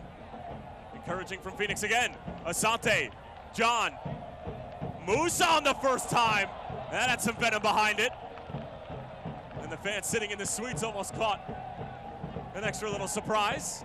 One of the biggest talking points from Adam John when you talk to the coaching staff for Phoenix Rising is his ability to break other players down. They said that his IQ is through the charts. We get it, you went to Stanford, but they're talking about soccer specifically, and he reads this so perfectly because everything else was shut down. Monarchs had done a good job. There were runs by Dia on the far side. Asante had come in. They were trying to get Dembuya in the action, but James Musa just recognized that when everything had broken down, he had that quick connection with Adam John up top, just a quick little layoff, and releases it. I don't mind it at all.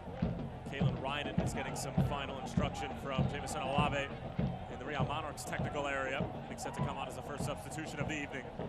An always capable X-Factor, Kalen Ryan. Has scored some big goals for this club in the past, as Dembuya won't be able to get there. Eric Holt has been absolutely outstanding tonight.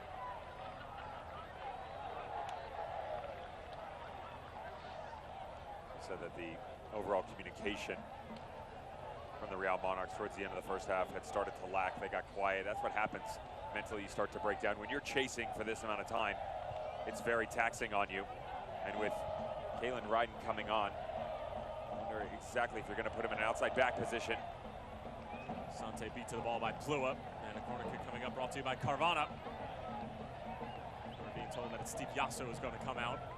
Certainly makes sense with the youngster sitting on a yellow card. Aguinaga, back for Asante. Aguinaga will try to see it out. Gets a little how do you do from behind. And the substitution will now take place. He also certainly had his hands full. Picked up a card along the way, but a youngster like this playing against a team like Phoenix Rising, who are just going to be relentless in the way that they attack. Fair to say, job well done? You can see the growth coming for sure. You have to understand the matchup that he's got to deal with. Though it's not Joey Scalistri's best performance we've seen, he's still been active. I'd like to see a bit more out of that, as we mentioned. But Amadou Dia has been sensational on that far touchline. To account for both of them, very difficult to do. To come out unscathed, 0-0, 66 minutes of work. Dia, good ball in, cleared away by the Monarchs, but only as far as Aguinaga, who lets one loose. That's cleared away. And it's Baquero who's circling back around. Aguinaga calling for it. Angled a little bit too closely to Pundu and to punch it away because Adam John was making a menacing run from the edge of the area. And Dembuya go all the way back for Musa.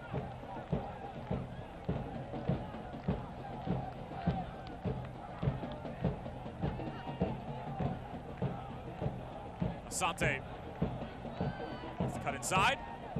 Looking for Adam John. The flag was probably going to go up had the ball found its way to him.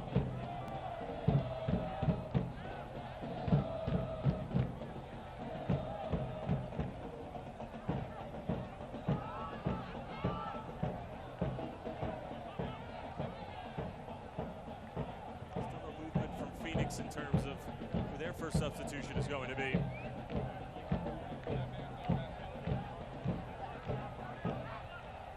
70th minute, still no score between these two sides. We're locked up in the all-time series at 6-6-1. John lays it off for Calistri. Great first touch. Calistri and Putnam with another miraculous save.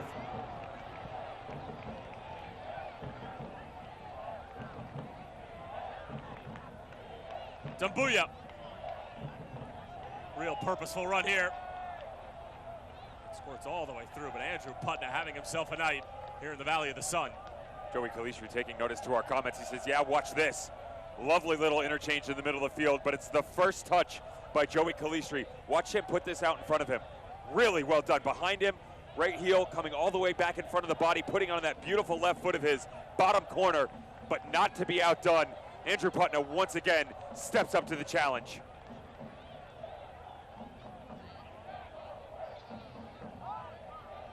Andrew Putnam is putting together the kind of night where any potential team or job interview that he goes into, just go take a look at my Phoenix Rising game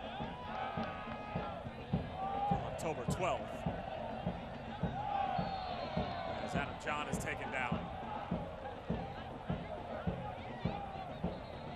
Phoenix wanted to go quickly, but it's just a stern talking to from our official Malik Badawi, and we're being told that Jason Johnson is going to make an appearance, just like you predicted, Mr. Devin Kerr, and he'll be coming on and replacing Baquero. Move Joey Calistri on the inside. There's a lot of yelling coming from the sideline just now. I don't blame them. Studs up when your striker coming in the middle of the field. I don't mind if it's the first offense or the 10th. That's something that always deserves a stern talking to. With Jason Johnson coming on, just looking to light this thing up a little bit. Joey Calistri can come to the interior. We've seen actually how successful he's been in that role. Something that he doesn't always necessarily get to do in the starting 11. Though being so multi-talented in terms of what he can do with the right and the left. They're going to give him a go now. Jason Johnson, who missed so much of the season with that injury, slowly but surely working his way back to game fitness.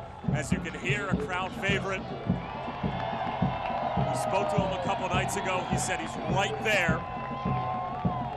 And John Baquero will come off here in the 71st to make way for the Jamaican. Not a full 90 minutes, but not a bad problem to have. This is a guy that is getting better every single time he comes back onto the pitch. Number 14 doing exactly the same.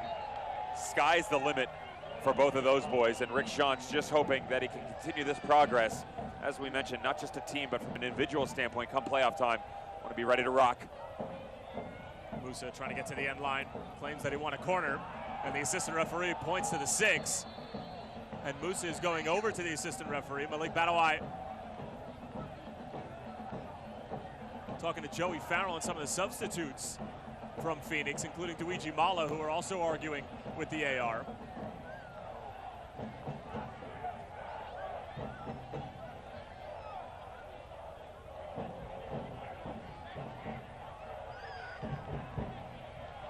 Michael Chang is getting set to come on, as the Phoenix Rising faithful are expressing their disinterest with the previous call. To make way for Michael Chang is none other than Luis Palma. Found some space throughout the course of his 71.5 minutes of work, but for the most part, the Monarchs' attack was stifled after the first 10-15 minutes or so. And Chang coming onto the field and maybe is going to provide that quality in the attacking third that has been lacking for Jameson Olave's side. I do not envy Amadou Dia for the marking job that he's going to have to do now with Michael Chang coming onto the field. Just inside 20 minutes to go, fresh legs. Tate Schmidt from distance, Corey Whelan able to get a heel to it. Pena spraying into the far side. Good ball in, Vasquez, positive second touch, contact in the penalty area, and Malik Badawi points to the spot. Penalty for the Monarchs. Phoenix fans are outraged at the moment as they swarm the head referee. And the Monarchs, after so much of the night who have spent it defending, will have a chance to take the lead. Cards flying for dissent right now. for Rising. James Moose has got to be really careful here. He's in the book. Do not talk your way into a second yellow. You're already in a situation where the visiting club can put themselves out in front by 1. You do not want to go down to 10 men. This is where calmer heads have to prevail. Zach Lubin right now, step everybody off. You're going to get a better look at this inside the box. Is it a pen? Quick little touch across. Lovely first one.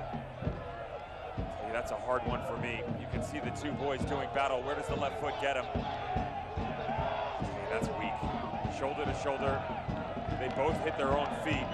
The referee siding with the attacker here. I've seen him called for less, I can tell you that much.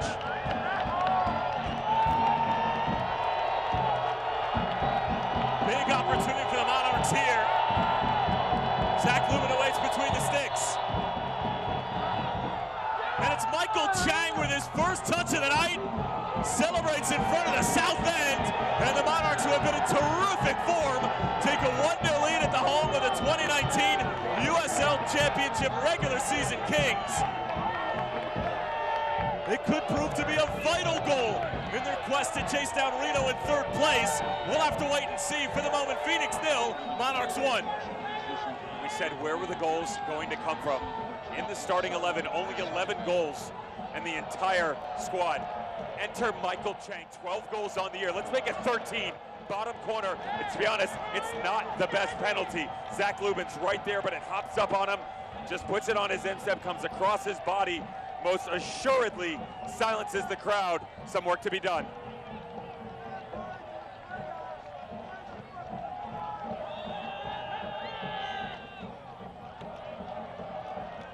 All right, and away we go from 1-0. I don't think anybody could have predicted this, given the way the last hour has gone here.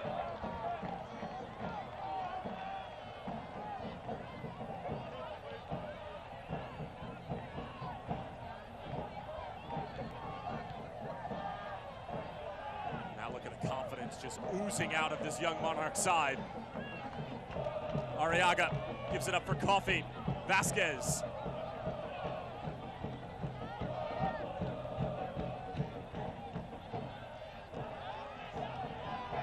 Vasquez cuts inside, beating Joey Calistri.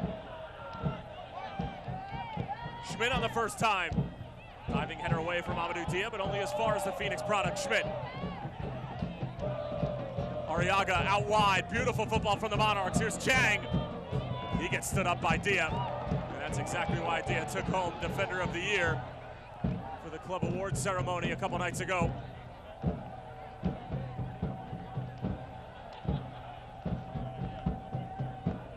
He'll be watching the tape over and over again tonight to see what he did wrong on that pen. Long range effort right at Lubin. Where has this been all night? You would expect Phoenix to be the aggressors now, going down 1-0. Real Monarchs starting to turn it up here. We told you the game plan coming in from Lave's boys was to sit back and then try and counter. That wasn't successful in terms on the offensive production. It looked nice for the opening 15 minutes of the first half and are really growing into this game right now. Love the technical display being employed by the visitors.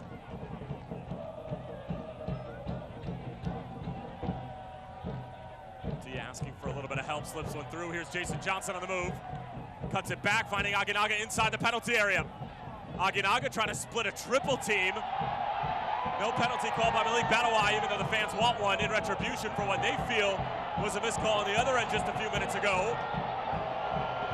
And a free kick coming out the other way. And Malik Badawai, not exactly a popular man right now at Casino Arizona Field, but that was the right no call. It's not a penalty at all. Aguinaga flops at the tail end of this. You can see daylight in between the two players. He had a lot of work cut out from him on the far side. Great little swarm here by the Monarchs. 3v1, difficult. Lovely little step, and they go the other way. Adam John, some of his frustrations. He's taking a beating himself. Lest we forget everything that Rising has done this year, let's not forget that the last time this team lost, last season, at home, they are carrying a massive amount of wins under their belt in terms of their home performances. 17-game winning streak, including the playoffs, dating back to last season. Ben Spencer getting set to check in for Phoenix.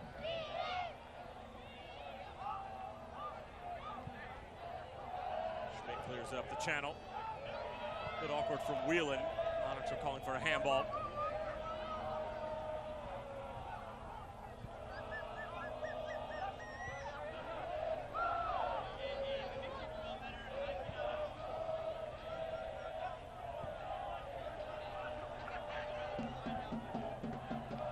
Ben Spencer getting set to check on for A.J. Cochran.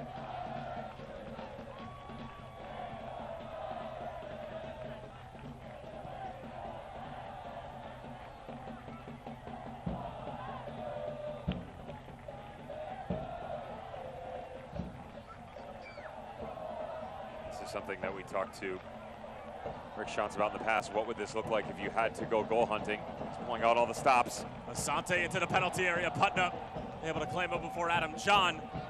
He's looking to poke home some low-hanging fruit. Can move this into a 3-5-2 now. Corey Willen go to the back line. Tabuya and Amadou Dia just have to be careful. Now the saving grace you have here is the fact that James Musa has no problem tucking in to help out and create another defensive body on that back line. It's a different look than you get out of Kevin Lambert. They're just continuing to pump numbers forward. The problem is you don't want to be so direct. Asante slides it through, looking for Dia. Great defending from Monarchs. They just swarmed Solomon Asante and his options right at the last moment. Big ball the other way. Arriaga was trying to pick it out of the sky.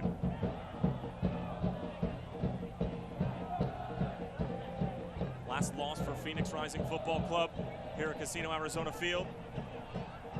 October 13th, 2018 against Portland Timbers 2, who they then beat a week later in the quarterfinals of the Western Conference postseason.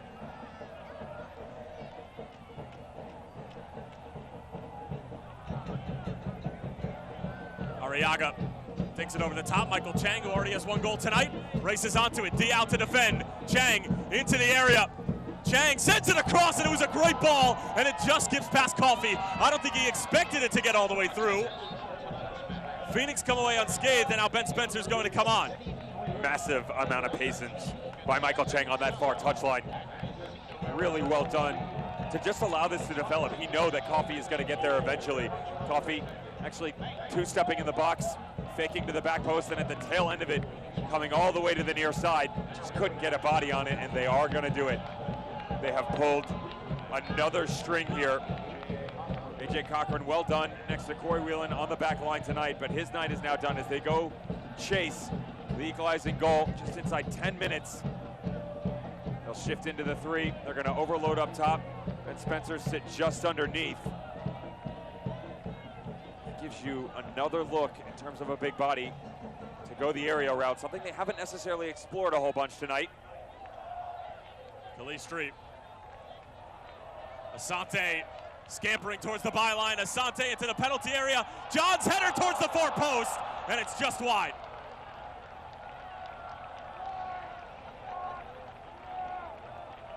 Just give it to him. That's your MVP for a reason. Continue to feed him, especially when he's got the confidence like this. Turn on a dime, get down into the corner, and then go find an equalizing goal in the middle of the field. Save thousands of dollars when you buy or sell your home. Homie gives you the support to buy or sell your home without charging the 6% commissions. It's a flat $1,500 to sell your home no matter what the price of the home is. Go to homie.com to learn more.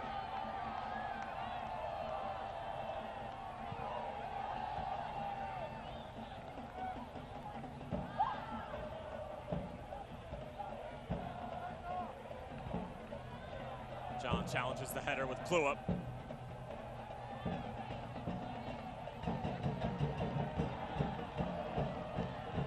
Dambuya flips it in. John elevates for the header. Back post. And it's Spencer. Flag stays down. Phoenix equalize.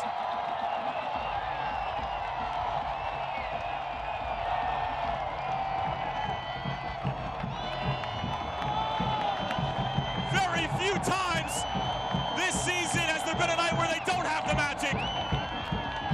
It certainly looks like they have it. 8 minutes to play, 1-1. We just told you, this is the look that you're going to get going forward when you bring on Ben Spencer and move it to 3 at the back. You gotta find a way to put your playmakers on the ball. Does Adam John hit the back of the net? No, but he won't tear. We understands as this ball gets knocked into the box, he's just got to go put it up and let the bigger bodies prevail.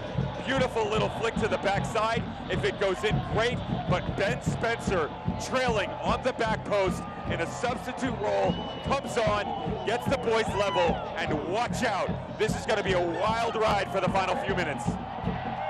Jack Blake comes on to the field of play for the final moments of this one. Spencer puts in a huge Phoenix Rising goal. Chang on the first time. He had all sorts of space. Zach Lubin collects.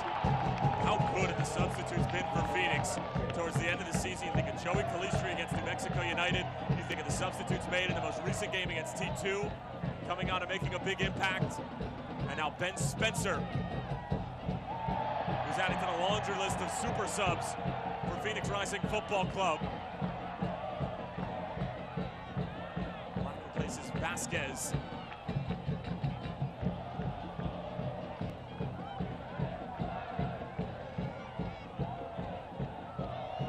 Spencer spun out, thought that somebody was behind him. Here comes Jack Blake, fresh onto the scene. Cuts it across, still with it. Now go towards the back post. Ambuya's there though. Nodded back in, Arriaga. Blake wants it, Arriaga going for the curler, and it's just wide. Zach Lubin was more than interested in that one. It was a great little move by Arriaga. Jack Blake begging for it on the far touchline. This is what you get. Arriaga was playing in the 10 as Blake comes in. He's 100% going to acquire that attacking midfielder role. Of course, earlier on this season, picked up his injury, was not able to get back on right away. Should himself back in and just keep an eye. This is really going to start to heat things up. He is a guy who really likes to push the tempo in the middle of the field. Whelan and Coffey in a foot race, and look at Whelan, the recovery pace. And spins out of play.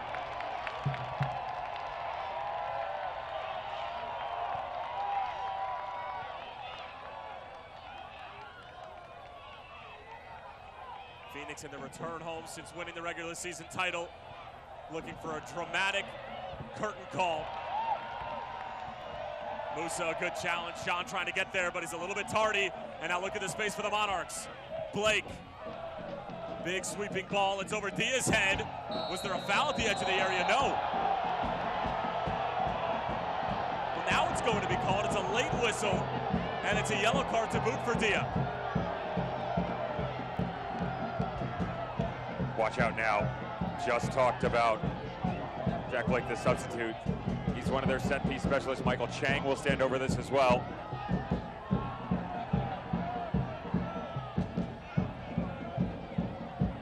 Just watching this far touchline as this ball gets lofted in. Is it enough for the referee to blow the whistle here?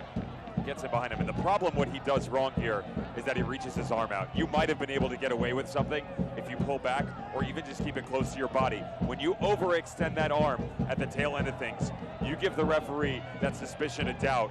It gets into that gray area, and now a really dangerous set-piece opportunity. This will be Chang on the left, Blake on the right, and just keep an eye on Zach Lubin. He's got 4 boys in the wall right now, pretty big bodies, and he's being really careful, almost centrally located. It's Chang, and Lubin had to punch it over.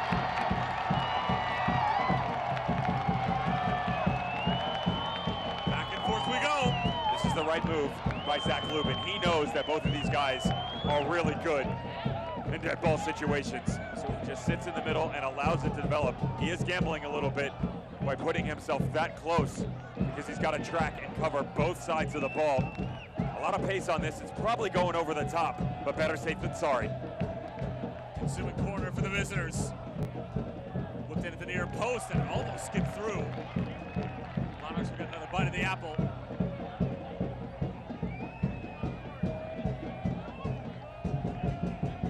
Adam John, as always, defending at the near post. 88th minute. John gets ahead to it, and we'll do it one more time.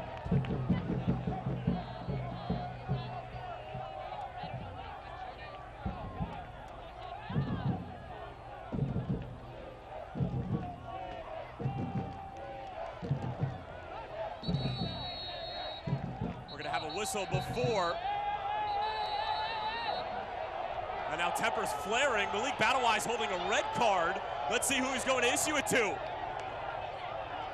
Zach Lubin trying to play peacekeeper. The assistant referee is going to try to help Malik Badawai out. And there's been a red card issued to a Monarchs player. It's still difficult to see exactly who it is.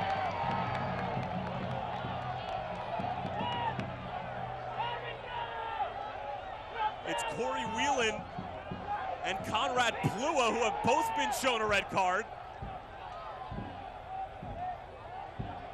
So Whelan will miss the season finale. Plua to miss to the second to last match for the Monarchs.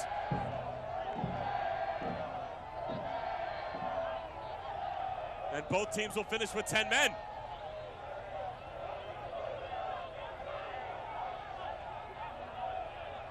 This is a good job by Ben Spencer. He's coming over to just calm things down, and immediately you get a response from the bench of Phoenix Rising. They know what's at stake. Joey Farrell comes sprinting over right now. Rick Shunt's going to use the last one in his arsenal. He'll bring on the Philadelphia Flyer and Joey Farrell in hopes that not only can they lock this down, but with a couple minutes left on the clock, maybe pull out some magic on the opposite end of the field. A bizarre finish to this one that is just filled to the brim with emotion.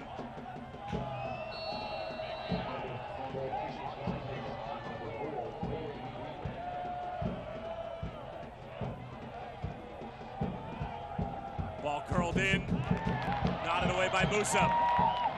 First time effort from distance, and Lubin, a great save. Monarchs will go again. John stepping through. Asante trying to help it along, and a foul caught on the Monarchs.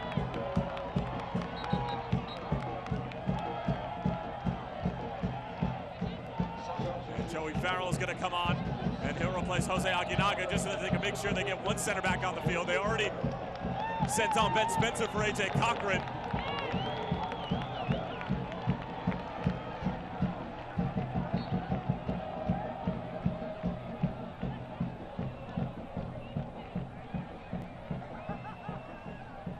Holt wins it.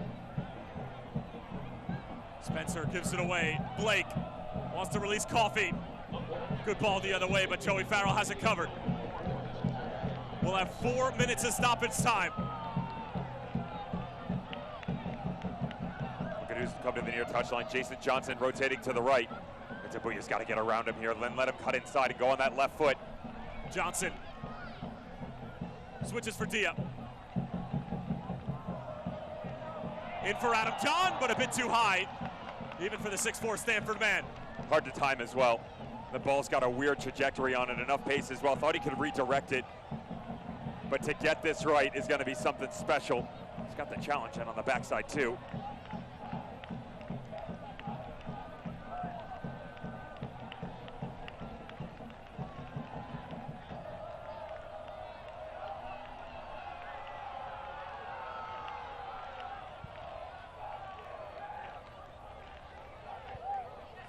Up the header, but straight to Arriaga.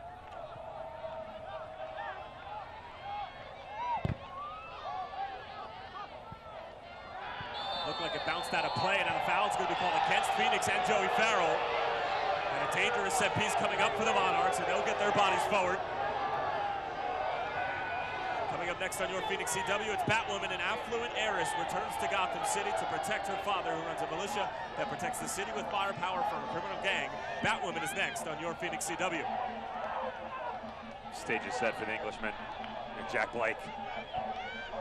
Emerson Olave just allowing his big center backs to get up. He was pointing, said, take your time. Let's get everybody set. Not only offensively, we got to have coverage if they counter. Blake, good ball in. Lubin spills it, and it's not an in. Disastrous mistake from Lubin, and the Monarchs have surely stolen all 3 points from Phoenix Rising. For the first time in 17 matches, Phoenix will suffer a loss at home.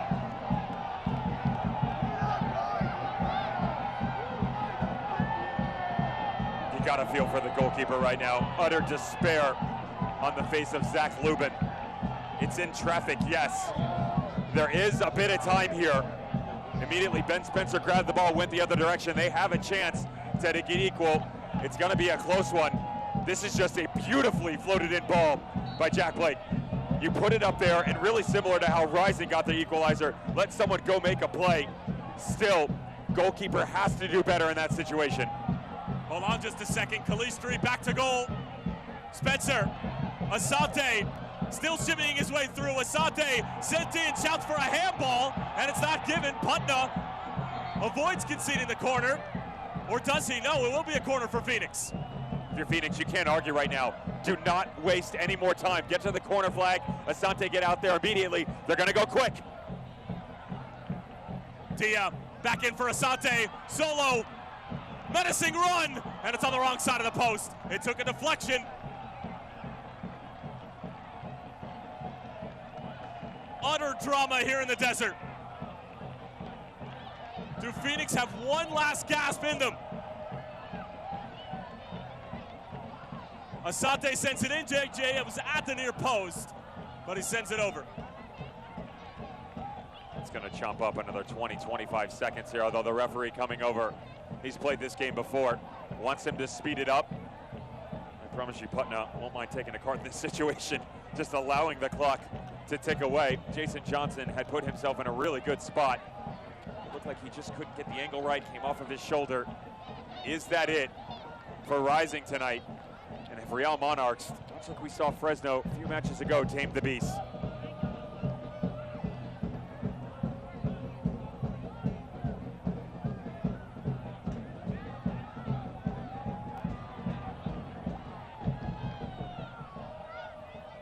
Is there even time for one more opportunity for Phoenix? The crowd is trying to do their part. Dambuya, Kalistri, good ball forward for Ben Spencer. Has to be the last play of the game. Spencer cleared away by Blake, and that'll do it. The Real Monarchs issue Phoenix Rising their first loss at home in 364 days. A mistake from Lubin, Kyle Coffey on the doorstep, and the Real Monarchs win their third straight game against their third straight playoff opponent, and they have stunned the regular season champions. They've also put the entire Western Conference on notice. We said coming in, if you want to make yourself one of the teams that's going to be relevant for one of those home field playoff spots, it was time to go out and put together a top-notch performance. They showed many a look in the first and second halves, but they found a way on the road to take down Phoenix Rising. 17 matches this team was unbeaten at home, going all the way back to the final game last season. T2 came in here, and then they went on that historic run. Well, now history has been broken, and it's time for it to go in the other direction. Which way is that? Well, I can tell you right now, Real Monarchs have put themselves in the driver's seat for a spot in that top 4 playoff. Well, full time here at Casino Arizona Field. We'll wrap it up with a bow on it when we come back. But absolute drama. Monarchs come away victors 2-1.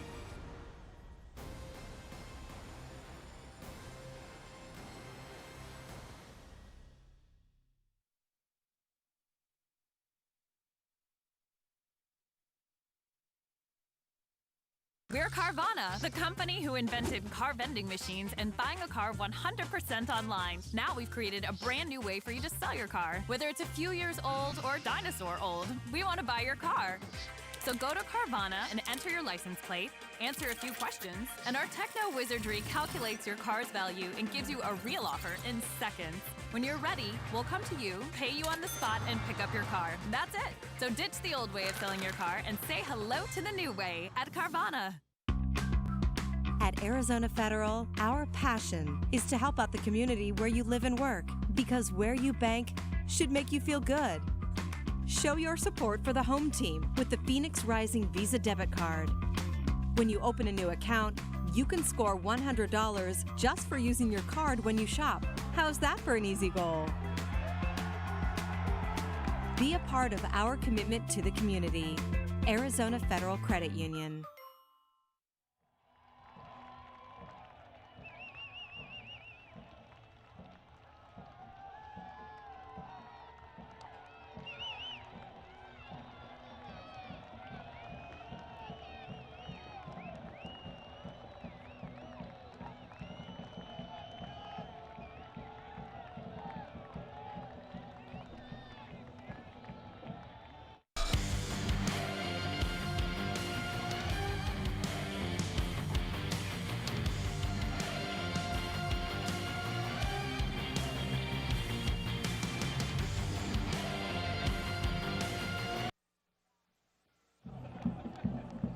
Phoenix Rising Football Club suffered their first loss at home almost a year to the day.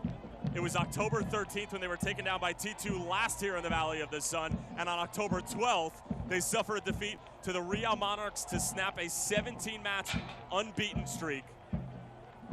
Absolutely incredible.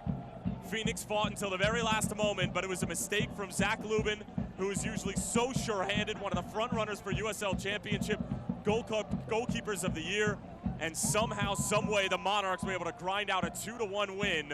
Devin Kerr said it best. They have put the rest of the Western Conference on notice. Right now, it looks like the Monarchs are going to get a home playoff game at the very least in the first round. They're still chasing Reno, but it has been absolutely unbelievable to watch this game unfold throughout the course of the 90 minutes. And we'll take a look at our Mobile Mini man of the match, and it is none other than the super sub who came on and gave Phoenix life, tied it up at 1-1. Ben Spencer, who's been scoring goals as of late and putting big ones in. He is your Mobile Mini man of the match. And let's take a look at tonight's Whataburger What a Save of the match. And there were certainly a number of them on either side. But Zach Lubin produced a big one down the stretch. And watch this at full stretch from Lubin. The ball pops out. And it ended up being an absolute hammer from Tate Schmidt, the local boy from Phoenix. And Zach Lubin able to parry it away, but he could not secure the ball. That ended up being the game-winning goal from Kyle Coffey. And we'll take a look at how it all went down over the course of the night. But credit to the Monarchs, who were just always right there. And who else was there than Kyle Coffey? And take a look at the remaining schedule for Phoenix as they are going to host OKC Energy FC in the final dollar beer night of the regular season. And that game is going to be at 7:30 on the West Coast, 10:30 for those of you back on the east side of the Mississippi. It's been an unbelievable night here at Casino Arizona Field for the home fans and for the home team. Maybe one they're going to want to put in the rearview mirror as they head into the postseason. But for the third-party observer, and particularly the Real Monarchs observer, a night that they won't forget. Kyle Coffey, late game winner, and serves up Phoenix Rising their first loss at home in 364 days for our entire crew. And Devin Kerr, Tyler Terrence saying so long for now, and thanks for tuning in.